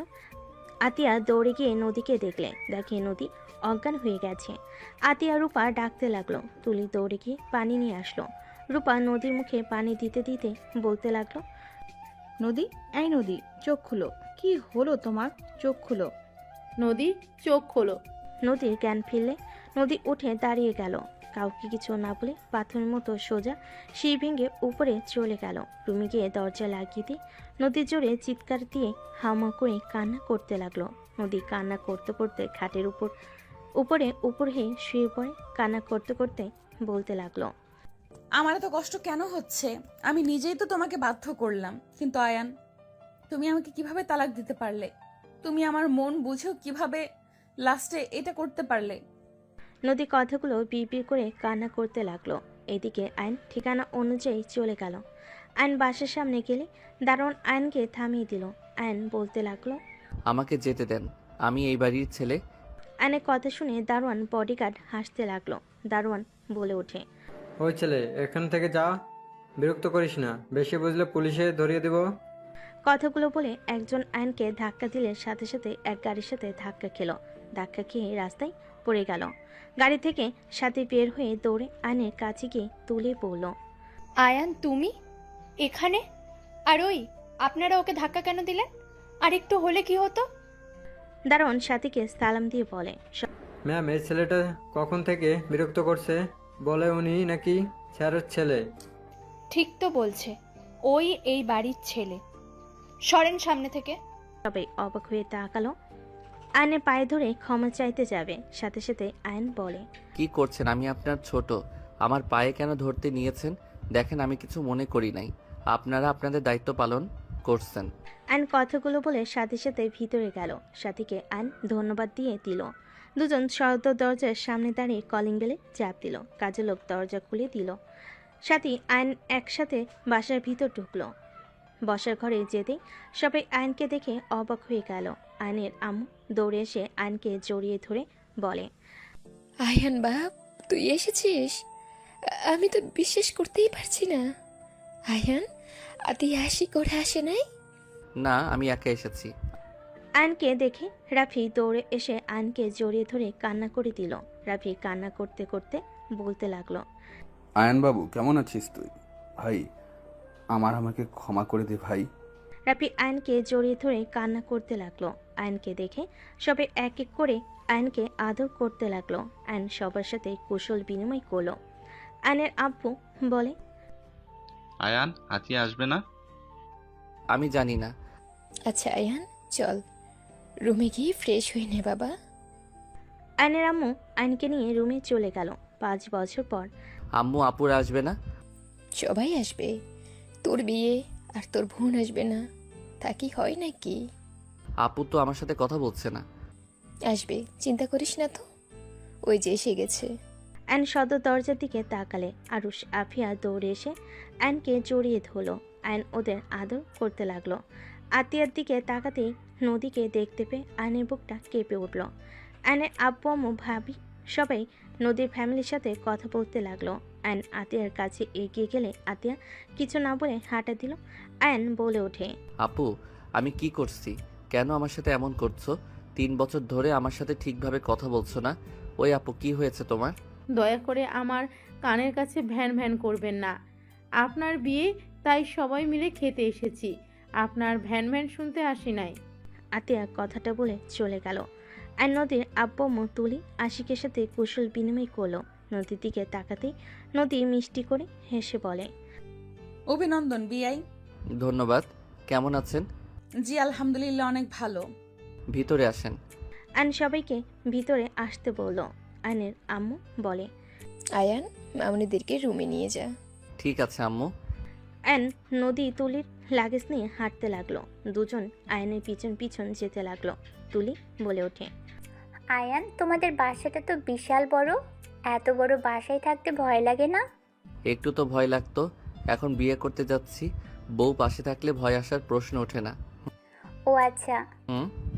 নদী তুলি আয়নের পিছন পিছন যেতে লাগলো। আয়ন ওদের রুম দেখিয়ে দিয়ে রুম থেকে বের হয়ে গেল। আয়নের বুকের ভিতর ঝড় উঠতে লাগলো। আর নিজেকে সামলিয়ে নিয়ে ওর কাজিনদের সাথে আড্ডা দিতে চলে গেল। সন্ধ্যের দিকে আয়ন রুমে একা বসে আছে, এক দৃষ্টিতে ফ্লোরের দিকে তাকিয়ে আছে। আয়নের আম্মু ডাক দিলে আয়ন ভাবনার জগৎ থেকে বের হয়ে নিচে চলে গেল। আতিয়া না তাকিয়ে অন্যদিকে তাকালো। আয়ন ওর আম্মুর দিকে তাকিয়ে বলল, কিছু বলবে? সারাদিন রুমে কি করিস? হ্যাঁ, এতগুলা বিআই থাকতে সবাইকে নিয়ে একটু ঘুরে আসতে পারিস না? ওই খচ্চর চারটা তোদের কাজ কি ছিল? আয়নের কথা শুনে ওর এক কাজিন বলে, ভাইয়া আমার দোষ নাই, ওনারা তোমার কথা বলে, সবাই একসাথে যাবে। আম্মু আমি একটু সাথীদের বাসায় যাব। বাবা, আয়ান বউকে কি চোখে হারাচ্ছ নাকি? তুলির কথা শুনে নদী আতিয়া বাদে সবাই হাসতে লাগলো। অ্যান্ড মুখে হাসি রেখা টেনে বলে, হুম। ওকে, যাও যাও, আগামীকাল তো গায়ে হলুদ, তারপর বিয়ে, এখনো তাকে পেতে হইলে 2 দিন অপেক্ষা করতে হবে। রাফি আয়নের দিকে তাকিয়ে বলে, আয়ান তুই ঠিক আছিস? কোনো কিছু নিয়ে চিন্তায় আছিস নাকি? দেখ, তোর যদি ওই বিয়েতে মত না থাকে সোজা বলে দে, আমি ওদের বুঝিয়ে নেব। তোর উপরে প্রেশার দিতে চাই না। রাফির কথা শুনে আতিয়া বলে ওঠে, আপনি আবার অন্যের কথাও ভাবেন? রাফি আতিয়ার কথা শুনে চুপ হয়ে গেল। আর কিছু না বলে আরুষ আপিয়ার সাথে খেলা করতে লাগলো। আইন কিছু না বলে যেই ঘুরতে যাবে, পিছনে সাথে সাথে রাকিবকে দেখে আইন খুশিতে জড়িয়ে ধরলো। দোস্ত তুই এসেছিস? তোর বিয়ে আমি আসবো না তা তো হয় না। তোর শালিকার সাথে প্রেম তো করা লাগবে নাকি? শালা? তুই শালা হবি, আমি না। ওকে যেই হোক চল আমার সাথে, আমার ভালো লাগছে না। কোথায় যাব? যেখানে যাওয়ার কথা। আরে এটাই তো ম্যাম। রাকিব আইনকে ছেড়ে দিয়ে নদীর সামনে গিয়ে বলে, আসসালামু আলাইকুম ম্যাম, কেমন আছেন? ওয়ালাইকুম সালাম, ভালো, তুমি কেমন আছো? আলহামদুলিল্লাহ ম্যাম, আপনার সাথে তো আয়নের তেমন একটা কথাই হতো না, সেখানে আর কাউকে দাওয়াত না দিয়ে আপনাকে দিয়েছে। রাকিব ওইটাই আমার বোন। আশিকের কথা শুনে রাকিব ভ্যাবাচেকা খেয়ে গেল। রাকিব মুখ ফসকে বলে ওঠে, শালা তুই তাহলে ম্যামের প্রেমে হাবুডুবু খাচ্ছিলি? রাকিবের কথা শুনে সবাই অবাক হয়ে গেল। আইন রাকিবের মুখ চেপে ধরে নিয়ে যেতে লাগলো। আইনকে গাড়িতে তুলে আইন ড্রাইভিং করতে লাগলো। আইন সোজা সাথীদের বাসায় চলে গেল। আইনকে দেখে সবাই অবাক হয়ে তাকিয়ে আছে। আইনের ভাবি বলে ওঠে, আয়ান তুমি এখানে, ভিতরে আসো। ভাবি সাথী কোথায়? আয়নের কথা শুনে সবাই মিটিমিটি হাসতে লাগলো। আয়নের ভাবি মিটিমিটি হেসে আয়নকে দেখিয়ে দিল রুম। আয়ন রাকিবকে নিয়ে সোজা সাথীর রুমের দিকে নক করতে লাগলো। কে? আমি আয়ান। আসো। আয়ন রাকিবকে বাহিরে রেখে ভিতরে ঢুকলো। সাথী আয়নকে দেখে বলল, তুমি এখানে কেন? আমার লাইফটা নষ্ট করতে নিয়েছো? আবার দেখতে আসলে নাকি যে কেমন দেখা যাচ্ছে বিয়ের পর কেমন অবস্থা করব? সাথী বাজে কথা বলো না। রাকিব ভিতরে আয়। রাকিব ভিতরে আসে। সাথী রেগে বলে, তুমি এখানে কি করছো? বের হও। এই চুপ করো। শুনো, আমি রাকিবকে বলেছিলাম তোমাকে পটাতে। হ্যাঁ মানছি আমি ওকে লোভ দেখিয়েছিলাম, কিন্তু রাকিব তো তোমাকে সত্যি করে ভালোবাসে। ওই তোমাকে লোভের জন্য ভালোবাসে নাই। তুমি শুধু শুধু ওর উপরে রেগে আছো। শুনো, রাগ জিদ অভিমান করে ভুল সিদ্ধান্ত নিও না, যা সারা জীবন পস্তাতে হবে। আমার কাছে আইডিয়া আছে, শোনো। আমার কিছু শুনতে হবে না, বের হও দুজন। আমার কারোর সাথে কথা বলার কোনো ইচ্ছে নেই। রাকিব সাথীর পায়ের কাছে বসে পা জড়িয়ে ধরে বলে, সাথী, আমি তোমাকে অনেক ভালোবাসি। আমি তোমাকে ছেড়ে থাকতে পারবো না। আমি তোমাকে নিয়ে পালিয়ে যেতে চাই। সাথী, আমার চাকরি হয়েছে। আমি জানি আমি তোমাকে তোমার আব্বুর দামি দামি কিছু দিতে পারবো না, তবে আমি তোমাকে কখনোই কষ্ট পেতে দিব না। আমি তোমাকে সুখে রাখার চেষ্টা করব। প্লিজ তুমি আমাকে ক্ষমা করে দাও। রাকিব কান্না করতে নিলে সাথী নিজের রাগ অভিমান ভুলে রাকিবকে জড়িয়ে ধরে কান্না করতে করতে বলে, আমার কিচ্ছু চাই না, আমি শুধু তোমাকে চাই রাকিব। চলো এখন পালিয়ে যাই আমরা। এই না, এখন না, আমার আইডিয়া শোনো। অ্যান্ড দুজনকে প্ল্যান খুলে বলো। কথা বলা শেষ হলে সাথী বলে, ওকে, এখন যাও দুইজন।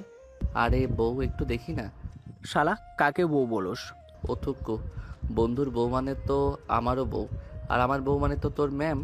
অ্যানের কথা শুনে দুজন হেসে দিল। অ্যান রাকিবকে নিয়ে বের হয়ে গেল। অ্যান সোজা বাসে চলে গেল। অ্যান রাকিব রুমে বসে থেকে প্ল্যান করতে লাগলো। অ্যানকে ওর কাজিনরা ডেকে নিয়ে যেতে লাগলো। ওদের সাথে সাদেকি আড্ডা দিতে লাগলো। রাতে দুজন রুমে গিয়ে ঘুমিয়ে গেল। সকালে হলুদের অনুষ্ঠান শুরু হলে সবাই নাচ গান করতে লাগলো। নদী আয়নের দিকে তাকিয়ে মুখে হাসি রেখা টেনে আয়নের গালে হলুদ লাগিয়ে দিল। আয়ন নদীর হাত ধরলে নদীর চোখের পানি গড়িয়ে পড়ল। আয়ন টান দিয়ে ঘুরিয়ে হলুদ লাগিয়ে দিয়ে বলে, আরে বিয়াইন আমাকে দিবেন, শুধু নিজেও তো নেন।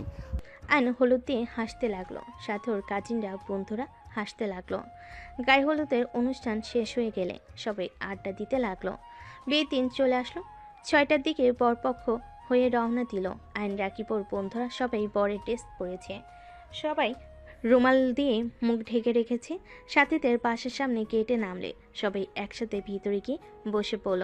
অ্যান্ড আস্তে আস্তে ওইখান থেকে সরে সোজা কাজের কাছে চলে গেল। কাজীকে টাকা দিয়ে রাকিবের আর সাথীর বিয়ে সব কিছু লিখে রাখতে বলল। ওখানে ঠিক করে অ্যান্ড রাকিবকে টেক্সট দিয়ে ওখান থেকে চলে গেল।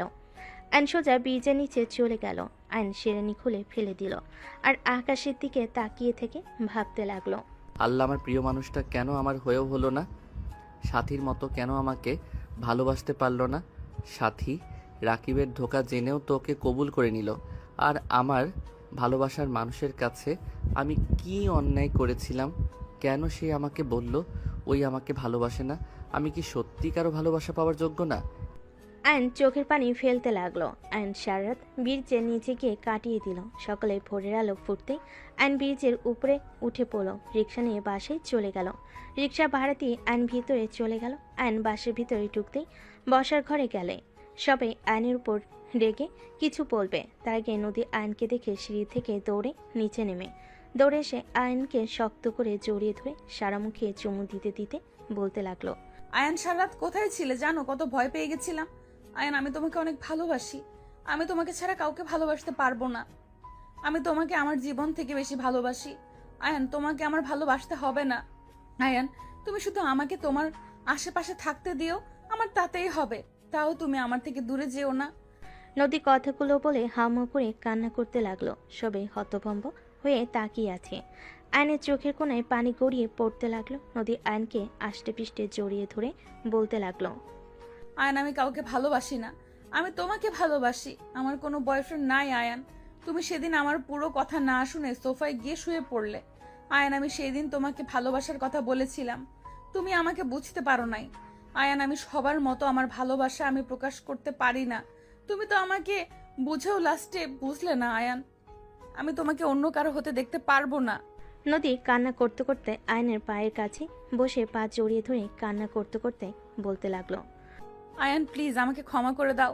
আমি তোমার কাছে ভিক্ষা চাচ্ছি। আমাকে তুমি আবারও নিজের কাছে টেনে নাও না। আমাকে লাস্ট বার সুযোগ দাও না আয়ান। আমি কথা দিচ্ছি, তুমি আমাকে মেরে কেটে ফেলে দিলেও আমি তোমাকে ছেড়ে যাব না। প্লিজ আমাকে তুমি ক্ষমা করে দাও। ক্ষমা করে আমাকে একটা সুযোগ দাও না। নদী কান্নায় ভেঙে পড়ল। আতিয়া বলে ওঠে, আয়ান, নদী তোকে অনেক ভালোবাসে। 3 বছর ধরে তোকে আমি এইসব বলার চেষ্টা করছি, তুই আমার কথা না শুনে কল কেটে দিতি, নদীর কোনো কথা শুনতে চাইতি না। এইসব হচ্ছেটা কি? নদী তো আয়ানের 1 বছরের বড়, ওর সাথে ওর ভালোবাসা কিভাবে হয়? ফাজলামি নিতেছিস? হ্যাঁ? আয়নের আম্মু আর কিছু বলবে তার আগে আয়ন নদীকে 2 হাত দিয়ে তুলে ধরে চোখের পানি মুছে দিয়ে বুকের সাথে জড়িয়ে ধরে বলে, কি করছো? আমার পায়ে কেন ধরছো? আমি তোমাকে ভালোবাসি আর সারা জীবন আমি তোমাকে ভালোবেসে যাব। তুমি আমার পাশে থাকো বা না থাকো, সেই দিন তুমি আমাকে ওইভাবে না বললে আজ একটা ভালো সম্পর্ক থাকতো। আয়ান, কি বল বকছিস? নদী আতিয়ার 1 বছরের ছোট হবে। ওই তোর বড় বোনের মতো। ওই আমার বোনের মতো না, ওই আমার স্ত্রীর মতো। আর আম্মু বারবার বড় বড় করবে না, ভালোবাসে আবার বড় ছোট কোনো ব্যাপার না, একে উপরের মনের মিল থাকাটা মেইন। বয়স তো পানির মতো বাড়তে থাকে। আর নদীকে যদি তোমাদের কারো বৌমা হিসেবে মেনে নিতে কষ্ট হয় তাহলে বলতে পারো, আমি নদীকে নিয়ে চলে যাব। তারপরও কারো কথা শুনে আমার ভালোবাসার মানুষের হাত ছাড়তে পারবো না। আয়নের কথা শুনে আয়নের আব্বু বলে, রাহেলা রাগ করো না, আমাদের সন্তানেরা যার সাথে থেকে সুখে থাকবে তার সাথে বিয়ে দেওয়াই ভালো। আয়নের বড় চাচু বলে ওঠে, যাক ভালোই হলো। শফিক শোনো, আমরা সবাই যখন আসি এই সুযোগে ওদের বিয়েটা দিয়ে দাও। কাজী নিয়ে আয়। আয়নের বড় চাচুর কথা শুনে আয়ন খুশি হইল। রাফি কাজীকে ফোন দিয়ে চলে আসতে বলল। কাজে আসলে আয়ন নদীর বিয়ে পড়িয়ে দিতে লাগলো। বিয়ে পড়ানো শেষ হলে রাকিব সাথে সাথে এসে পড়ল। ছি শালা বাবু, ছি, ম্যামকে বিয়ে করতে লজ্জা লাগে না? ছি বন্ধু কাজিন, ছি। এই ঢং বন্ধ করো। ছিছি করলে সাথীকে নিয়েও বাসর ঘরে চলে যাব। আমি রাজি। কুত্তা বিড়াল কি বলো? গলা টিপে মেরে ফেলবো। নদী আয়নের গলা ধরে সবাই হাসতে লাগলো। আয়ন নদীর হাত ধরে বলতে লাগলো, আরে আরে বউ, মজা করছি। সাথী রাকিবের বউ, বন্ধুর বউ, তার উপরে কাজিন, আবার বিআইন, একটু মজা করছি। সরি জান, ছাড়ো, ব্যথা লাগছে। যাই হোক, বলেন কেন? আয়ন উঠে নদীকে কোলে তুলে নিল। সবাই মিটিমিটি হাসতে লাগলো। নদী লজ্জায় আয়নের বুকে মুখ লুকিয়ে নিল। আয়ন নদীকে নিয়ে চলে গেল। রাকিব বলতে লাগলো, শালা বাবু, আরেকটা বিয়ে করলে আমাকে ভাগ দিস। তোর মনে হয় মার খাওয়ার ইচ্ছে জাগছে। সাথী মারতে যাবে। রাকিব কানে হাত দিয়ে উঠবোস করতে লাগলো। আর আয়ান নদীকে খাটের উপরে গেলে দুষ্টু হাসি দিয়ে এগিয়ে যেতে নিলে নদী দুষ্টু নজরে তাকাতেই আয়ান ফিক করে হেসে বলল, আরে বাহ, বউকে পড়ো পুচ্ছি লাগছে। তাই দেখাচ্ছি মজা। নদী কথাগুলো বলে আয়নের শার্ট ধুয়ে টান দিয়ে নিচে ফেলে দিয়ে ঝাঁপিয়ে পড়ল। আয়ন নদীকে নিয়ে সুখের সাগরে চলে গেল। কি ভাই, এত খুশি হওয়ার কিছু নাই, আপনি তো সিঙ্গেল, যান যান এদের রোমাঞ্চ করতে দেন।